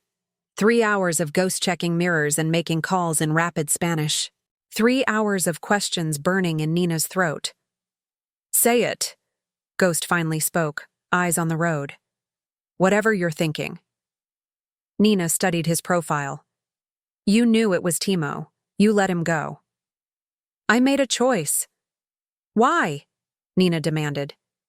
"You've killed for El Cura before. Why risk everything for my brother?" Something flickered across Ghost's face. "Everyone has lines they don't cross, even me." The admission hung between them. Nina had glimpsed fragments of the man beneath Ghost's persona, flashes of reluctant protection. But this was different. This was choice, not obligation. "What happens now?" she asked as they drove deeper into Mexico. "We disappear. El Cura doesn't forgive betrayal." "But Timo needs to get far away from Sombra del Norte," Ghost interrupted. "That's why we're meeting at Luisa's tonight. She has connections, papers, money, transportation." "And us?" The question remained unanswered as Ghost turned onto an unmarked dirt road. After several minutes of rough terrain, a small adobe compound appeared, partially hidden by the natural contours of the land. "Another safe house?" Nina asked. "Different kind of safe. No one knows about this place except Luisa." The interior was Spartan but comfortable. Actual furniture, books on shelves, a kitchen with food. It felt lived in, despite the dust. Nina noted details at odds with the Ghost she knew: literature classics, jazz records, a chess set with a game half finished. When Ghost returned from the bedroom, he carried a satellite phone and laptop. "Burner tech. We'll use it once to contact Luisa. Then destroy it." "And after tonight?" Nina asked. "After Timo is gone?" Ghost's dark eyes met hers. "That depends on what you want, Nina." The question caught her off guard. What did she want? For so long, survival had been her only goal. Now, freedom stretched before her, tangled with danger. "I want to find Timo again," she said slowly. "Start over somewhere." Ghost nodded. "Luisa can arrange it. New identities, clean papers, enough money to start fresh." "What about you?" Nina ventured. Ghost checked his watch. "We should move soon. 8-hour drive back, and we'll need to approach Luisa's carefully." They spent the day preparing, cleaning weapons, reviewing routes, establishing contingencies. Ghost was methodical, seemingly detached from the reality that they were planning against the very cartel he'd served for years. Mid-afternoon, Nina finally asked, "Who were you? Before Ghost?" He paused while disassembling his Sig Sauer. "Someone who thought he could make a difference. Special Forces. Operation went bad near Cali. Civilian casualties. They needed someone to blame." Pieces clicked into place. His military precision, tactical mindset, the ghosts in his eyes. "El Cura found me in a Mexican prison," Ghost continued. "Offered a way out, a new identity, a purpose. Killing for him. At first, then it became about territory, control. And now?" Ghost checked his weapon. "Now we need to move." By nightfall, they approached Sombra del Norte in an inconspicuous sedan. They abandoned the car 3 blocks from Luisa's clinic, continuing on foot through back alleys. "Something's wrong," Ghost murmured as they neared the final approach. "No lights. Luisa always keeps the back light on." The back door was unlocked, another warning. Ghost pushed it open, revealing darkness. "Luisa?" he called softly. When the lights flickered on, the scene revealed itself with brutal clarity. Louisa sprawled on the clinic floor, a dark stain spreading beneath her. A single bullet hole marked her forehead. Execution style. "No," Nina whispered. Ghost caught her arm. "We're too late." This was a message. "Timo," Nina choked out. "He was supposed to meet us here." Ghost searched the clinic methodically. No signs of another body. Hope flared briefly, then guttered as Nina spotted something on Louisa's desk, a small key, identical to the one she'd given Timo, placed deliberately on a bloodstained note. "Payment for services rendered. Valdez," Ghost read. "He was here, waiting for Timo." "Then where is my brother?" A noise from outside, multiple vehicles arriving. Ghost moved to the window. El Cura's men, 4 SUVs, at least a dozen soldiers. "We're surrounded." Nina felt the world narrowing to a terrible point. Louisa dead, Timo missing, and now they were trapped. "There's a tunnel," Ghost said, moving to a storage closet and revealing a hidden door in the floor. "You go first. I'll cover our exit." "I'm not leaving without knowing about Timo," Nina insisted. The front door exploded inward. Ghost shoved Nina behind an examination table and laid down suppressive fire. The soldiers returned fire, bullets, thudding into walls. "The tunnel!" Ghost shouted. "Go!" Nina crawled toward the hatch, then looked back to see Ghost maintaining position despite blood blossoming across his shoulder. "Not without you," she called. Ghost's eyes met hers, dark, resolute. In that moment, Nina saw beyond Ghost to the man beneath. "Nina, go," he said steadily. "Find your brother. Live." Nina made her choice. Instead of fleeing, she moved to Ghost's position, drawing her own weapon.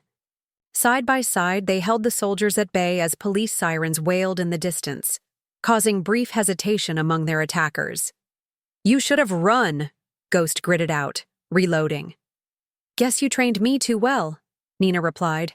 "I don't leave people behind." Nina noted details at odds with the Ghost she knew. Literature classics, jazz records, a chess set with a game half finished. When Ghost returned from the bedroom, he carried a satellite phone and laptop. "Burner tech. We'll use it once to contact Louisa, then destroy it." "And after tonight?" Nina asked. "After Timo is gone?" Ghost's dark eyes met hers. "That depends on what you want, Nina." The question caught her off guard. What did she want? For so long, survival had been her only goal. Now freedom stretched before her, tangled with danger. "I want to find Timo again," she said slowly. "Start over somewhere." Ghost nodded. "Louisa can arrange it. New identities, clean papers, enough money to start fresh." "What about you?" Nina ventured. Ghost checked his watch. "We should move soon. 8-hour drive back, and we'll need to approach Louisa's carefully." They spent the day preparing, cleaning weapons, reviewing routes, establishing contingencies. Ghost was methodical, seemingly detached from the reality that they were planning against the very cartel he'd served for years. Mid-afternoon, Nina finally asked, "Who were you, before Ghost?" He paused while disassembling his Sig Sauer. "Someone who thought he could make a difference. Special forces. Operation went bad near Cali. Civilian casualties. They needed someone to blame." Pieces clicked into place. His military precision, tactical mindset, the ghosts in his eyes. "El Cura found me in a Mexican prison," Ghost continued. "Offered a way out, a new identity, a purpose. Killing for him. At first, then it became about territory, control. And now?" Ghost checked his weapon. "Now we need to move." By nightfall, they approached Sombra del Norte in an inconspicuous sedan. They abandoned the car 3 blocks from Luisa's clinic, continuing on foot through back alleys. "Something's wrong," Ghost murmured as they neared the final approach. "No lights. Louisa always keeps the back light on." The back door was unlocked, Another warning. Ghost pushed it open, revealing darkness. "Louisa," he called softly. When the lights flickered on, the scene revealed itself with brutal clarity.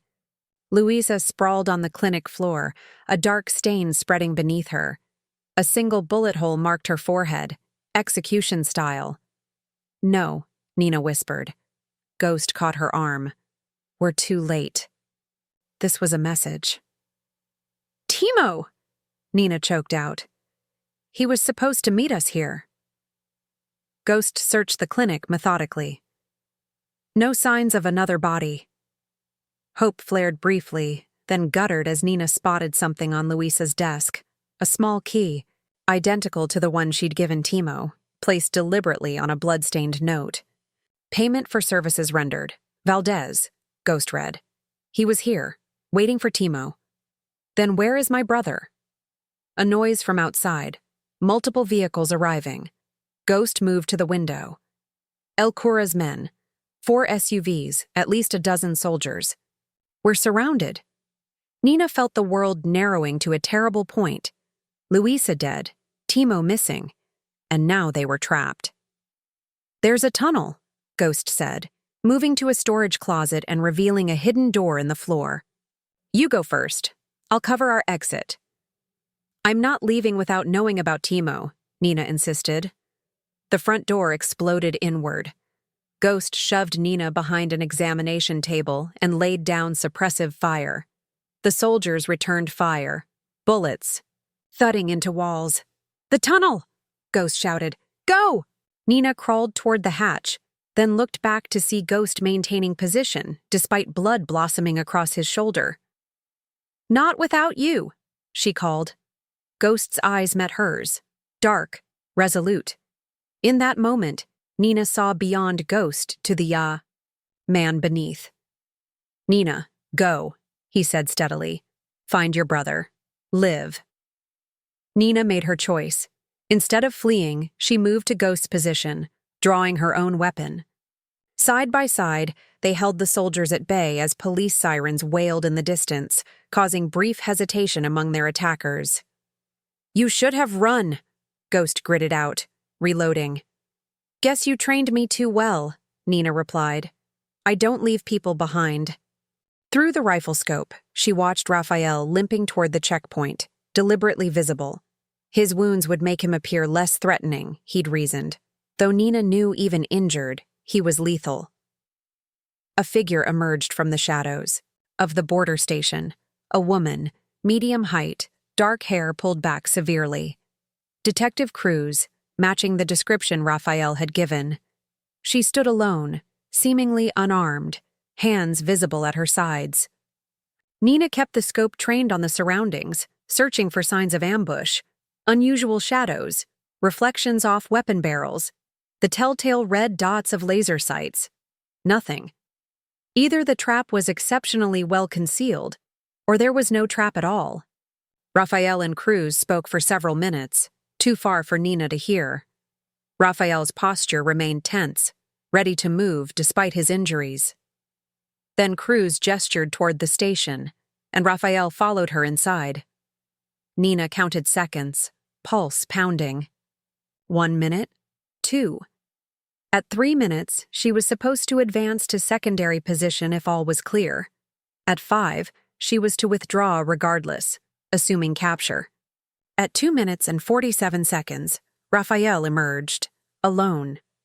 Nina's finger tensed on the trigger, but Raphael gave the all-clear signal, left hand raised briefly to adjust his collar. No trap. Nina released a breath she hadn't realized she'd been holding and began making her way down from the rise, maintaining awareness of her surroundings. Raphael met her halfway, expression grim but controlled. "Cruz has information. Timo is alive." Nina's knees nearly buckled with relief. "Where?" "Valdez has him at El Cura's compound, using him as bait, just like we thought." "Then we go get him," Nina said, the solution obvious to her. "Tonight, now." Raphael shook his head. "Not that simple. Cruz has been building a case against El Cura for years. She has a team ready to move, but they need evidence that will stick, evidence we can provide. Nina processed this, the implications, becoming clear. She wants us to testify, to give up everything we know about the cartel. Yes, in exchange for immunity for both of us, and a rescue operation for Timo. Raphael's face was impossible to read in the darkness. But there's more. Cruz wants me specifically. My testimony against El Cura would bring down his entire operation. That's good, isn't it? Nina asked, confused by his tone. Raphael looked away briefly. It means I'd have to surrender myself now, enter protective custody while they build the case. Custody? You mean prison, Nina said flatly. Maximum security, the safest place for a high-value witness against the cartel. Raphael turned back to her. It's the only way to save Timo with certainty. The only way to end this permanently. And what about me? What about us? The question slipped out before Nina could stop it. Something flashed in Raphael's eyes. Regret. Perhaps, or something deeper. Cruz will put you in the witness protection program. New identity, new location. You and Timo both, once he's extracted. While you rot in prison, Nina stated, anger rising to mask the sudden pain in her chest. That's not acceptable. It's the only play we have left, Raphael said quietly. Nina, think about it. What future did we have anyway? Running forever? Looking over our shoulders until El Cura or Valdez finally caught up. This way Timo lives, you live, the cartel falls. And you become a sacrifice. Nina stepped closer, voice fierce. No, there has to be another way. There isn't. Raphael's voice was gentle but firm. Not this time. Nina turned away, emotions churning. Part of her knew he was right. The tactical assessment was sound, the trade-off logical.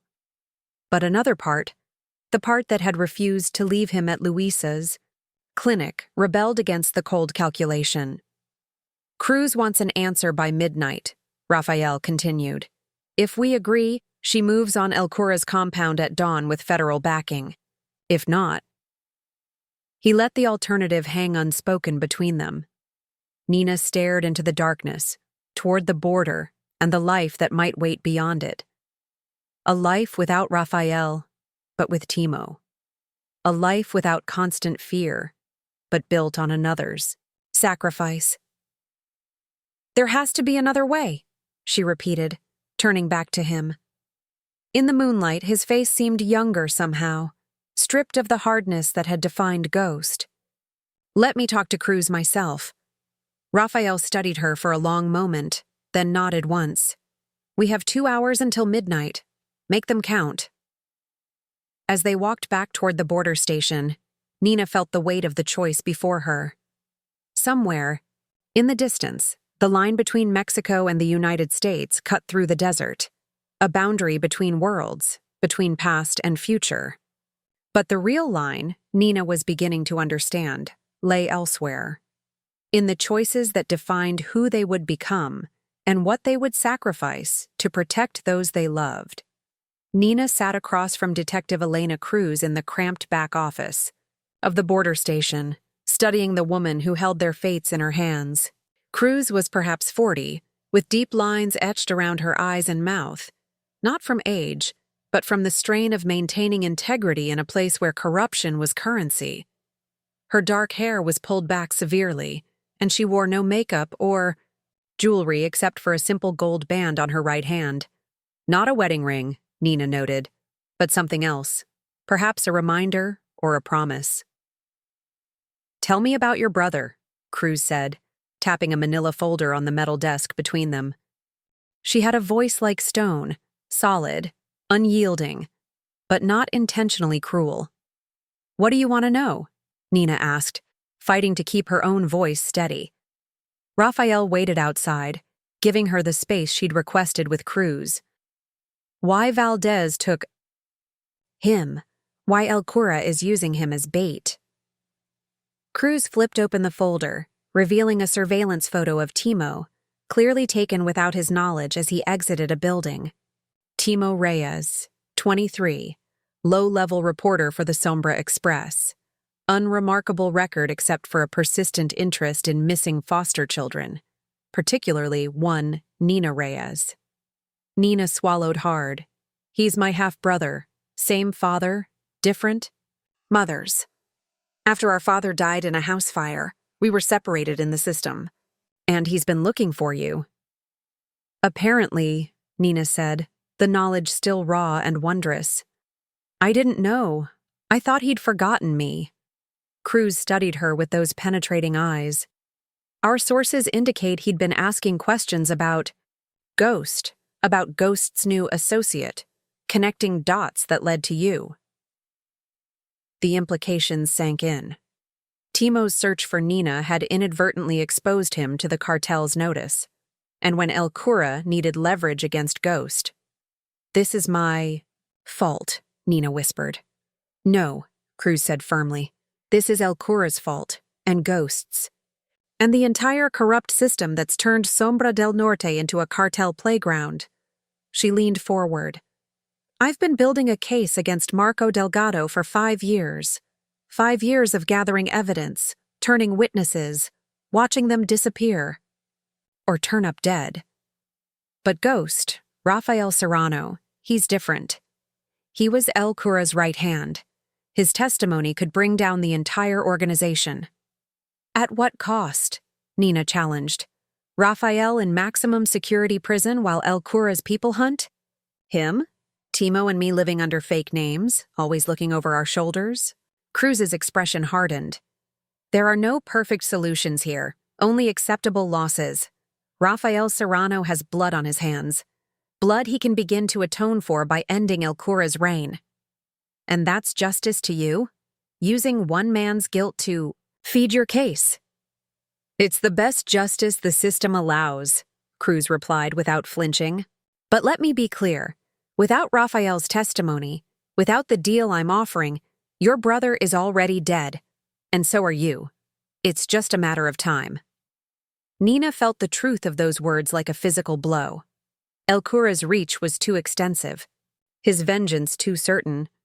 Even if they managed to rescue Timo on their own, they'd spend their lives running. What's your counteroffer? Cruz asked suddenly. Nina blinked. What? You didn't come in here just to argue with me. You have something in mind. What is it?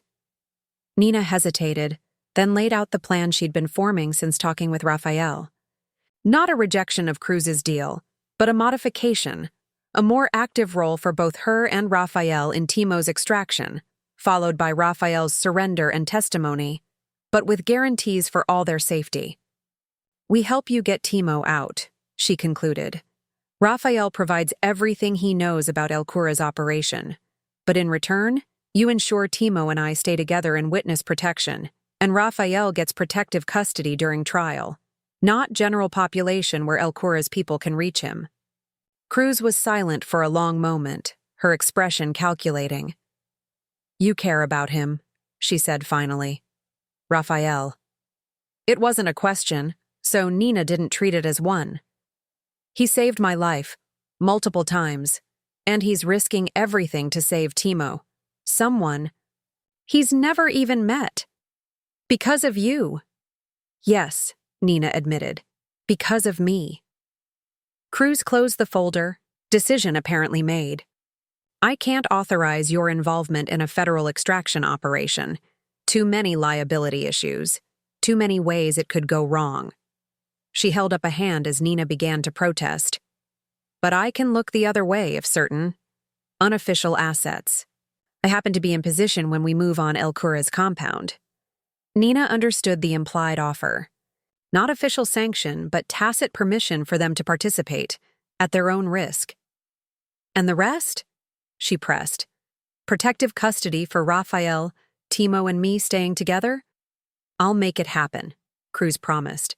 But Nina, her voice, softened fractionally. You need to understand something. Even if everything goes perfectly, there's no happy ending here. Rafael will face years in prison, regardless of his cooperation. You and Timo will spend the rest of your lives looking over your shoulders. El Cura's organization reaches farther than you can imagine. I understand, Nina said, rising from her chair. Midnight tomorrow, then. Cruz nodded once, acknowledgement, and dismissal combined. As Nina reached the door, Cruz spoke again. Ghost, Raphael. He's not the man you think he is. I've been tracking him for years. The things he's done. Nina turned back, meeting Cruz's gaze steadily. I know exactly who he is, both the man he was and the man he's choosing to be now. Outside, Raphael waited beside their stolen car, his posture betraying his pain despite his efforts to hide it. Nina told him everything, Cruz's offer, her counter-proposal, the arrangement for tomorrow night. It won't work, he said when she'd finished. Cruz is right. El Cura's compound is a fortress. The federal team will focus on securing El Cura himself, not extracting Timo, by the time they reach wherever he's being held. That's why we'll already be inside, Nina stated, the plan crystallizing as she spoke.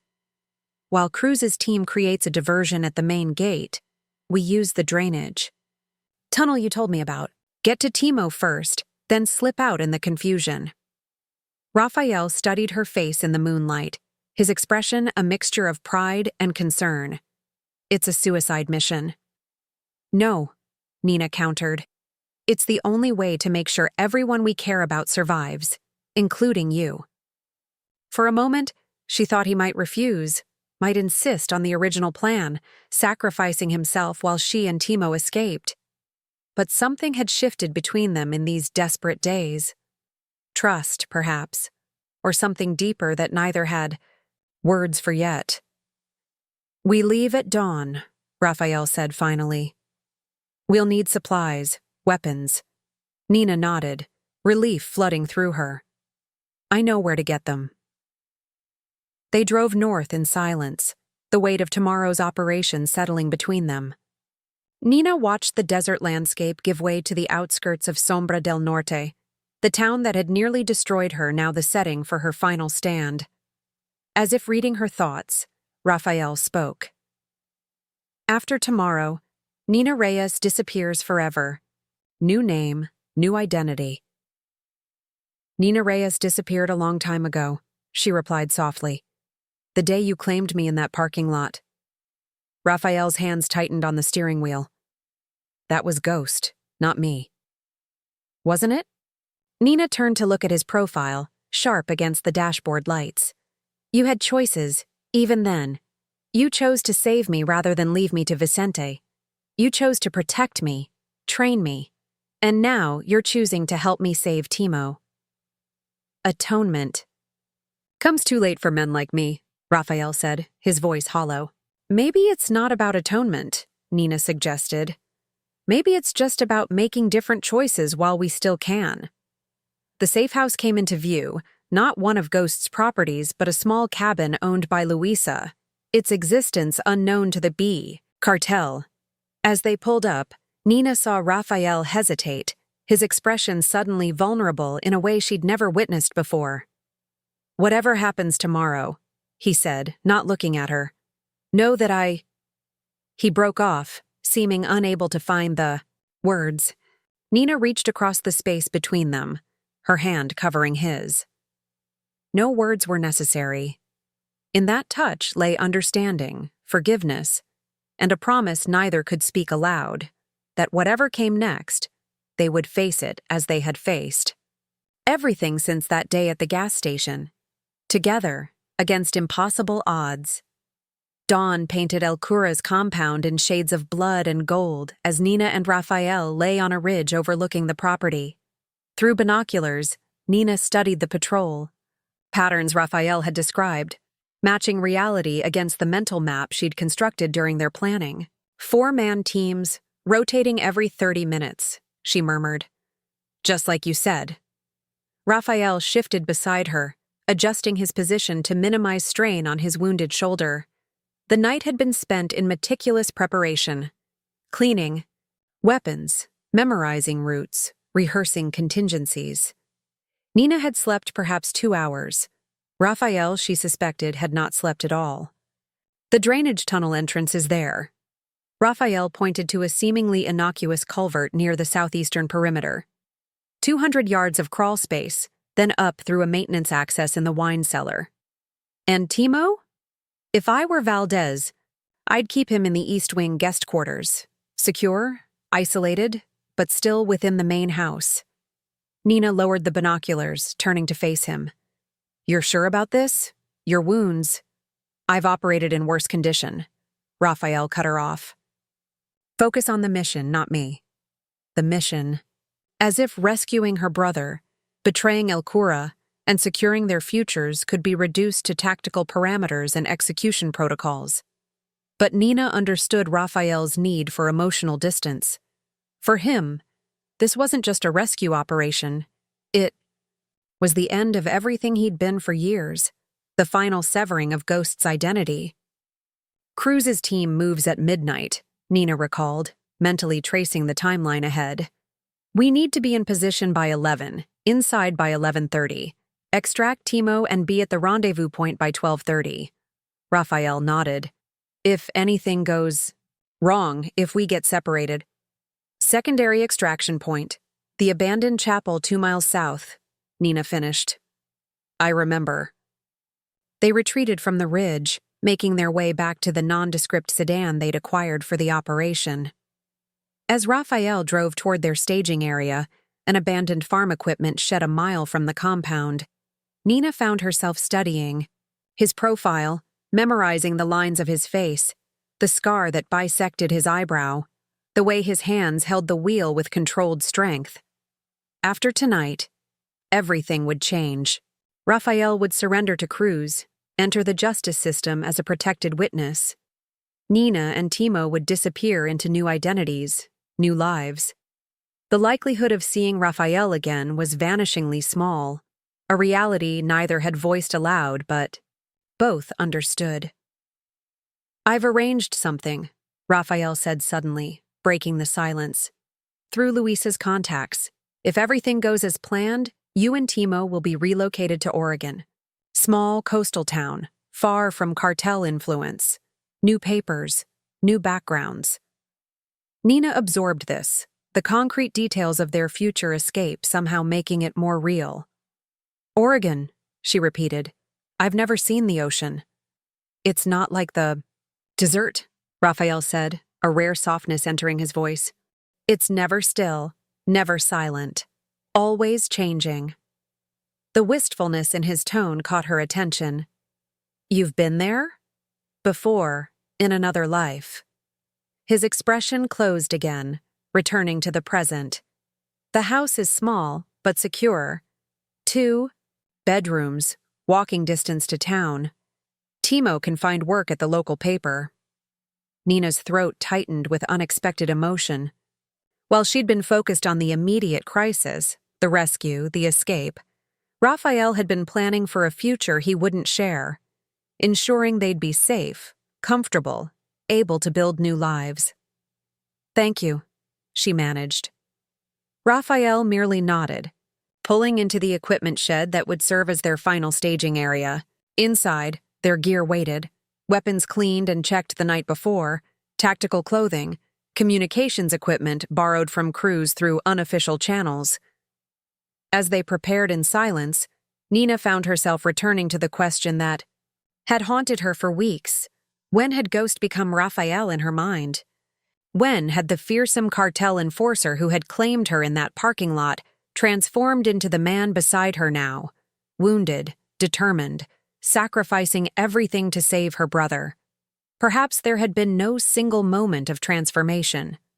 Perhaps Raphael had always existed beneath Ghost's carefully constructed persona, waiting for someone to see him, to remind him of the man he'd been before El Cura's corruption. It's time, Raphael said, checking his watch. Nina nodded, pushing philosophical questions aside. Tonight wasn't about the past. It was about creating a future, whatever the cost. They moved through the desert twilight like shadows, approaching El Cura's compound from the southeast where the terrain provided natural concealment. The sun had fully set, But the moon was rising, 3/4 full, providing enough light to navigate but also to be seen if they weren't careful. The drainage tunnel entrance waited exactly where Raphael had indicated, a concrete culvert partially obscured by scrub brush, its interior dark and uninviting. Nina went first, her smaller frame giving her an advantage in the confined space. Raphael followed, his movements careful but fluid despite his injuries. The tunnel smelled of dust and stagnant water, its floor gritty beneath their gloved hands and knees. 200 yards of claustrophobic crawling in near-total darkness, guided only by periodic chemical light sticks Nina placed at intervals to mark their path out. Finally, the tunnel gave way to a vertical shaft with metal rungs embedded in the concrete wall. Nina ascended first, pushing against the access panel at the top with controlled strength. It resisted, then yielded with a soft grating sound that seemed thunderous in the silence. The wine cellar beyond was cool and dim, illuminated only by security lighting that cast long shadows between the racks of bottles. Nina pulled herself up, then helped Raphael navigate the transition despite his silent wince of pain. "East wing," he whispered, orienting himself. "Through the kitchen, service stairs to the second floor." They moved like ghosts through the sleeping house, Raphael leading, Nina covering their rear. The kitchen was empty but showed signs of recent use. Dishes drying beside the sink, a pot still warm on the stove. Somewhere above, music played faintly. Classical, Nina thought, though she couldn't identify the piece. The service stairs opened onto a hallway that divided the main house from what Raphael had called the East Wing, a separate section designed for guests, or in this case, prisoners. A single guard sat in a chair outside what appeared to be a bedroom door, his posture relaxed but his weapon visible in a shoulder holster. Raphael signaled Nina to wait, then moved forward alone, his footsteps silent on the polished floor. The guard had only a moment to register surprise before Raphael's hand clamped over his mouth, the other executing a precise chokehold that rendered the man unconscious in seconds. Nina hurried forward as Raphael lowered the guard silently to the floor. A quick search yielded a keycard, which Raphael used on the electronic lock securing the bedroom door. The door swung open to reveal Timo sitting on the edge of a bed, his face bruised but his eyes alert. He leapt up at the sight of them, recognition and disbelief warring on his features. "Nina?" he whispered. "We have to go," she replied, the reunion she'd imagined giving way to urgent practicality. "Now." Timo's gaze shifted to Raphael, wariness, replacing surprise. "Who?" "A friend," Nina cut him off. "I'll explain later. Can you walk?" Timo nodded, and Nina noted with relief that while he showed signs of rough treatment, bruised face, split lip, a careful way of holding himself that suggested damaged ribs, he appeared fundamentally whole. "Follow us. Stay quiet. Do exactly as we say," Raphael instructed, his voice low but authoritative. "We have 14 minutes to reach the extraction point." They retraced their steps to the service stairs, Raphael in front, Timo between them, Nina covering their rear. The house remained quiet, giving Nina a creeping sense of unease. It was going too smoothly, too perfectly according to plan. At the bottom of the stairs, Raphael froze, raising a fist in the universal signal to halt. Nina strained to hear what had alerted him, catching only the faint classical music still playing somewhere above. Then she heard it. Voices approaching the kitchen from the direction of the main house. Multiple speakers, one of them carrying the distinctive cadence of authority. El cura. Raphael gestured rapidly, alternate route, through the pantry, bypassing the kitchen. They moved swiftly, Timo following with remarkable adaptability for a civilian. The pantry connected to a butler's passage that in turn led to a mudroom near the cellar entrance. They were halfway down the cellar stairs when alarm klaxons shattered the night silence. Not for them, Nina realized with a surge of adrenaline. This was Cruz's team, moving on the compound perimeter right on schedule. Faster, Raphael urged as they reached the wine cellar. They'll secure all exits, including the tunnel.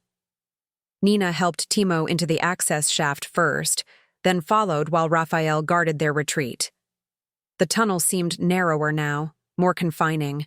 As they crawled with desperate speed toward freedom, Nina's chemical light sticks marked their path like small beacons of hope. Behind them, voices echoed in the shaft. Pursuit, already organized and closing. Ahead, the tunnel mouth and the desert beyond promised escape if they could just reach it in time. Nina emerged first, turning to help Timo out of the confined space. The night air felt shockingly fresh after the tunnel's stale confines. Raphael followed moments later, his movement betraying the strain on his injured body. "Run," he ordered, pointing toward the arroyo that would lead them to Cruz's rendezvous point. "Don't wait for me." "Not happening," Nina replied, taking position on his injured side to provide support. Timo, on his other side. We moved together. Together, the three of them made their way through the desert night, the sounds of chaos emanating from El Cura's compound behind them. Gunfire echoed across the landscape, Cruz's team engaging with cartel defenders, creating the diversion that had made their escape possible. They had covered perhaps half the distance to the rendezvous when headlights appeared on the ridge above them, SUVs moving fast, cutting across their escape route. "Down," Raphael ordered, pulling them into the shelter of an outcropping. "Valdez," he added grimly. "He's not letting this go." The SUVs skidded to a halt atop the ridge, disgorging armed men who began sweeping the terrain with tactical flashlights. Nina counted at least 8 figures, all carrying automatic weapons. "Options?" she asked Raphael, falling into the tactical pattern they'd established during training. Raphael assessed the situation with cold efficiency. "They have numbers and position. We're injured and burdened." His eyes met hers. "You and Timo continue to the rendezvous. I'll create a diversion." "No," Nina and Timo said simultaneously. Raphael looked between them, something like surprise flickering across his features at their unified front. "They want me," Timo said, quietly. "That's why they took me in the first place, to get to you two. Let me be the diversion." "Absolutely not," Nina hissed. "Actually," Raphael interjected, "there's a third option." He nodded toward the horizon where distant lights were approaching. "Cruz's backup team, right on schedule. We hold position, conserve ammunition, and wait for reinforcements." Nina's training warred with her instinct to run, to fight, to do something rather than wait passively for rescue. But Raphael was right. Tactically, holding position was their best option given their injuries and limited resources. 3 minutes, Raphael estimated, watching the approaching lights. "We can hold them that long." But Valdez's men were efficient, their search pattern bringing them inexorably closer to the outcropping. When the first flashlight beam swept across their position, Raphael fired twice, controlled, precise shots that took down the lead searcher. The night erupted into chaos as Valdez's men returned fire, bullets pinging off the rocks around them.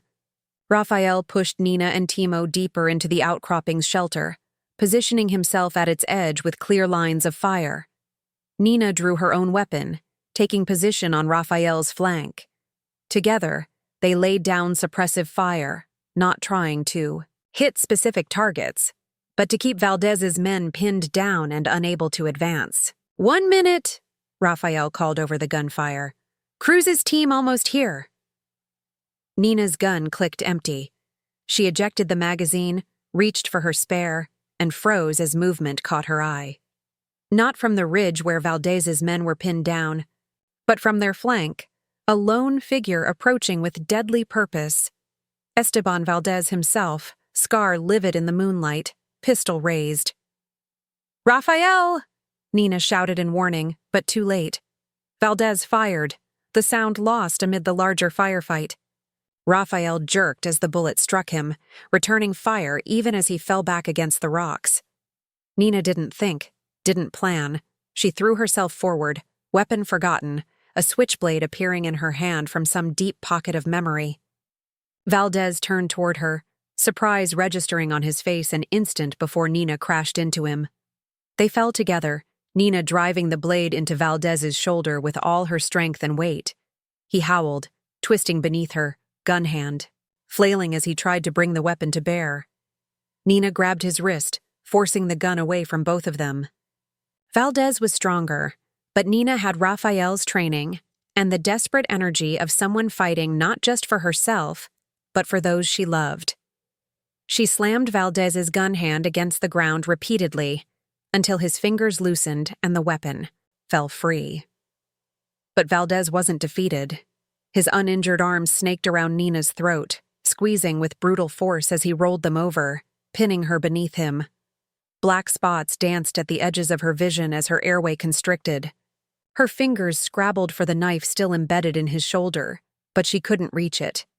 Then Valdez's weight was gone, torn away by Timo's desperate tackle.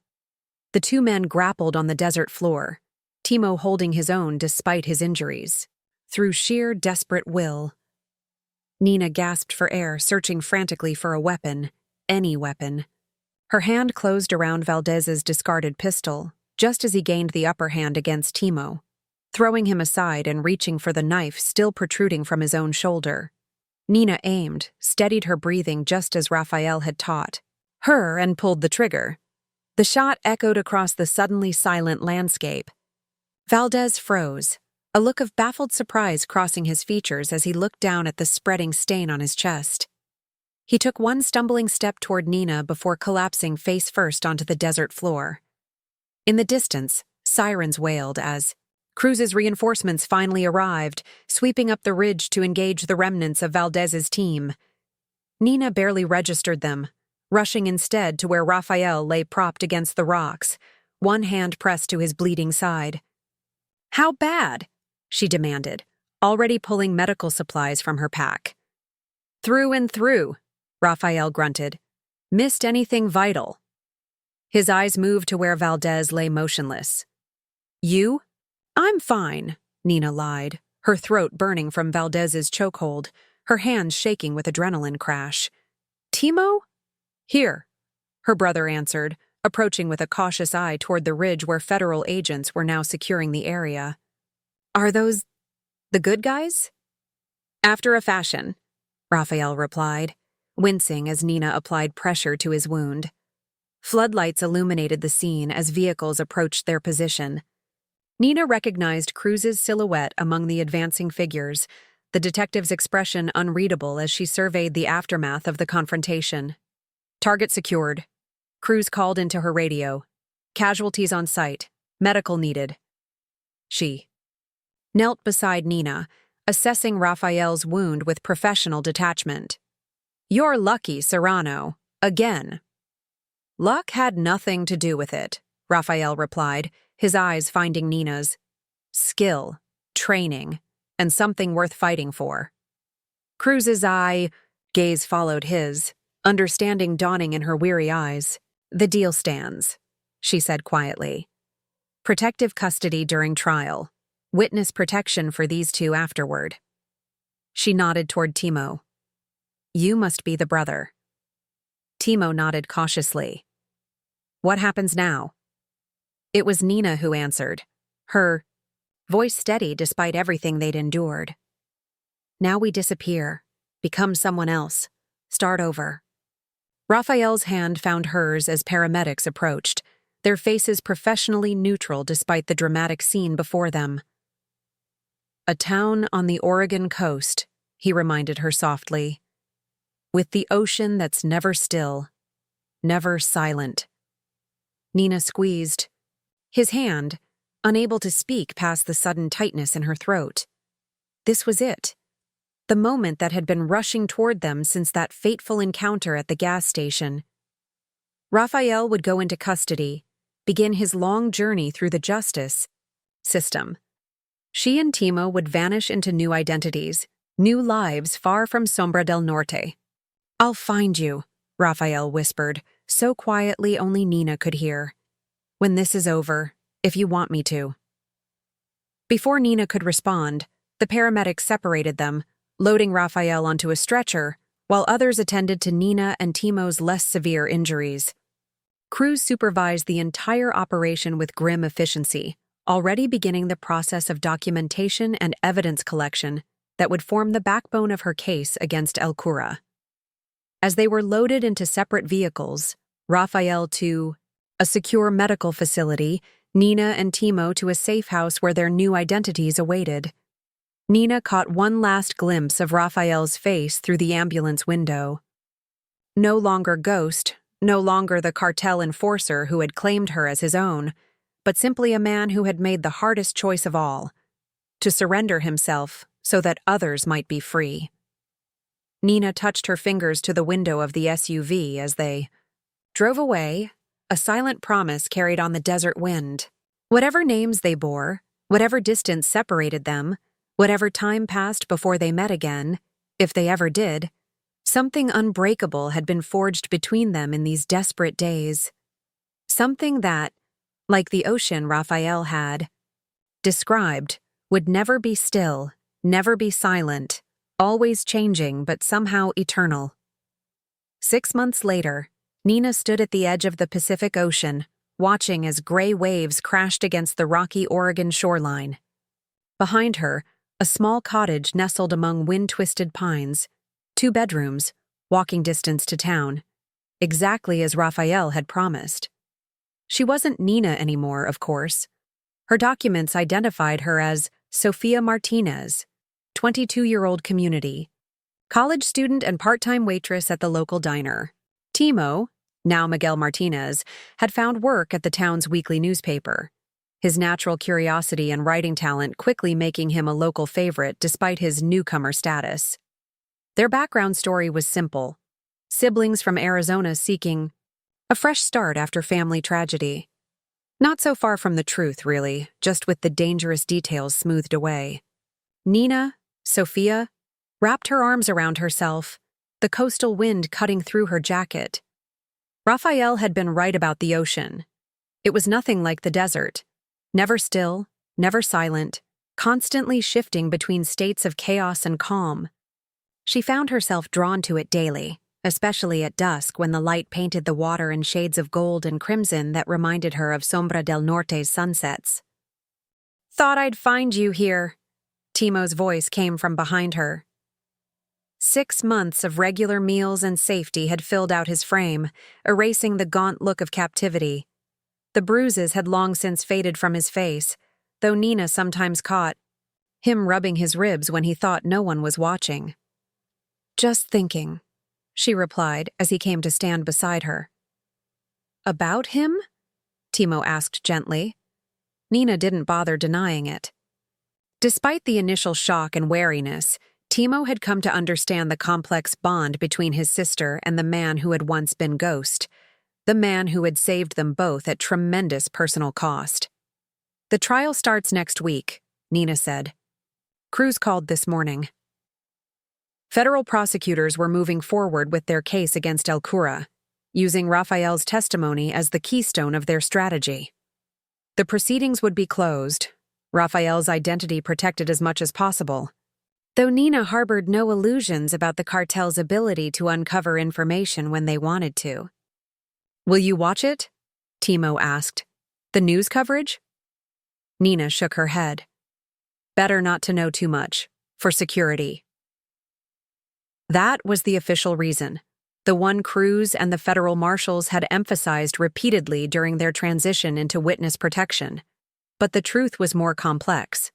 Nina wasn't sure she could bear seeing Raphael on screen, hearing his voice, knowing he was caged while she walked free along this wild shoreline. Timo seemed to understand, placing a comforting hand on her shoulder. "Come on. I made dinner. That pasta thing you like." Nina allowed herself to be led back toward their cottage, its windows glowing warm against the gathering dusk. Inside waited comfort, safety, the possibility of a normal life, all things she'd once believed forever beyond her reach. Yet something was missing. Someone. Later that night, after Timo had gone to bed, Nina sat at the small desk in her bedroom, a journal open before her. Writing had become her way of processing everything that had happened: the train yard, Ghost, her transformation, the escape. Not her actual experiences, of course. Those were too dangerous to commit to paper. Instead, she wrote fiction, stories, of broken people finding strength in impossible circumstances. It was therapy, Cruz had said during one of her check-in calls. A healthy way to process trauma. Perhaps.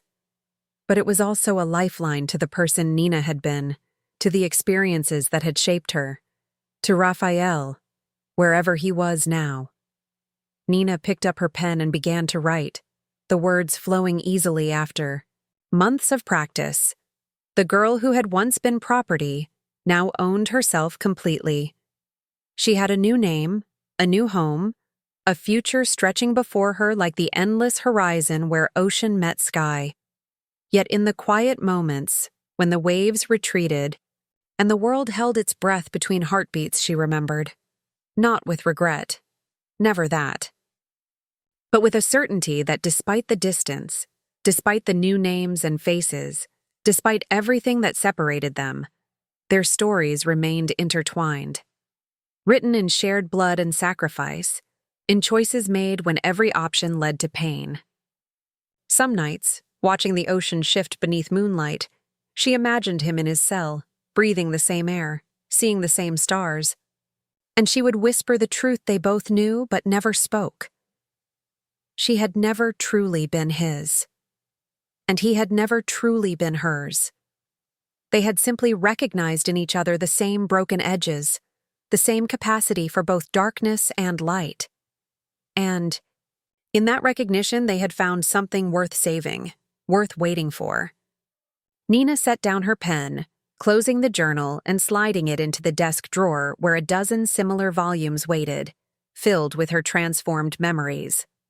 Outside, the ocean continued its eternal conversation with the shore, advancing, retreating. Constant, yet never the same. Raphael had been right about that too.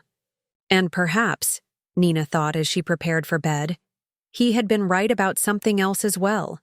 That someday, when the danger had passed and justice had been served, they might find each other again. Not as Ghost and his claimed property. Not as Raphael and Nina, but as whoever they had become in the interim, scarred, changed, but facing the future with open eyes. Until then, she would wait, building a life worthy of the sacrifices that had made it possible, writing their story, page by page, in a language only they would fully understand, and watching the horizon for signs of return. The federal courthouse loomed against the Washington, D.C. skyline, its classical columns and stone steps designed to intimidate with the weight of justice. Nina, still thinking of herself by her true name despite 15 months as Sophia Martinez, followed Detective Phi. Cruz through a private entrance, heart hammering against her ribs. "Remember the rules," Cruz murmured as they navigated sterile hallways. "No communication, no acknowledgement. You're here as my consultant, nothing more." Nina nodded, smoothing the unfamiliar blazer she wore over practical slacks. Her hair was different now, shorter, professionally styled, dyed a rich auburn that complemented her olive skin. She looked nothing like the wild train yard girl Raphael had claimed 2 years ago. Would he even recognize her? The question evaporated as Cruz led her into a small observation room overlooking the courtroom. One-way glass separated them from the proceedings, allowing Nina to see without being seen. Below, federal prosecutors arranged papers while defense attorneys whispered urgently to each other. And there, at a table flanked by U.S. Marshals, sat Raphael. His prison-issued suit hung slightly loose on his frame. His hair was cropped close to his skull, emphasizing the sharp angles of his face. But it was his posture that struck Nina most. Perfectly. Straight, hands folded calmly before him, gaze focused forward. Not defeated, not broken. Waiting. "We won," Cruz said, nodding toward El Cura, who sat at the defense table looking somehow diminished in his orange jumpsuit. Thanks to Rafael's testimony, Marco Delgado will spend the rest of his life in maximum security. The cartel's entire leadership structure has collapsed. At what cost? Nina asked softly. Cruz's expression softened fractionally. He made his choice, Nina. We all did. The trial proceedings began with the clinical precision of high-level federal cases. Nina watched as Rafael took the stand, swore his oath, and began methodically dismantling the organization he'd once served. His voice carried clearly through the audio system, steady, factual, betraying no emotion as he detailed operations, murders, corruption that reached from Sombra del Norte to Washington itself. Not once did he glance toward the observation room, though Nina wondered if he somehow sensed her presence. When the day's testimony concluded, Cruz led Nina through a different set of corridors toward the secure garage where their vehicle waited. That's it? Nina asked. We just leave? Those were the terms, Cruz reminded her. 1 day of observation, no contact. I need 5 minutes, Nina said, stopping in the middle of the corridor. Alone. Cruz studied her face, then sighed. 5 minutes. Room B14, down that hallway. I'll wait in the car. Nina followed the directions to a small interview room furnished with only a metal table and 2 chairs. She barely had time to gather her thoughts before the door opened, and Rafael entered, flanked by a marshal who positioned himself by the door without a word. For a long moment, they simply looked at each other. Rafael was thinner, harder somehow, with new lines around his eyes and a fresh scar near his temple. But his gaze held the same intensity, the same quiet strength she remembered. You look well, he said finally. Oregon suits you. You've been keeping tabs on me, Nina replied, not surprised. A ghost of a smile touched his lips. Cruz keeps, me informed, your brother's newspaper columns, your community college classes, the stories you've been writing. Nina felt heat rise to her cheeks. You've read them? Every one Cruz could smuggle to me. His expression grew serious. You don't have to disguise them anymore, Nina. El Cura's organization is finished. The danger is past. Is it ever really past? She asked. For people like us? Rafael's hands resting on the table twitched as if he wanted to reach for her, but knew better with the marshal watching. 3 more months, he said instead. My sentence was reduced again for cooperation against the remaining lieutenants. Nina's breath caught. 3 months until I'm released to supervised status. New identity, new location. His eyes held hers. My choice of location within reason. The implication hung between them, heavy with possibility. Timo, Miguel, is engaged, Nina said, the words tumbling out. Local girl, works at the library. They're planning a spring wedding. Rafael nodded, absorbing this glimpse of the life he'd helped secure. And you?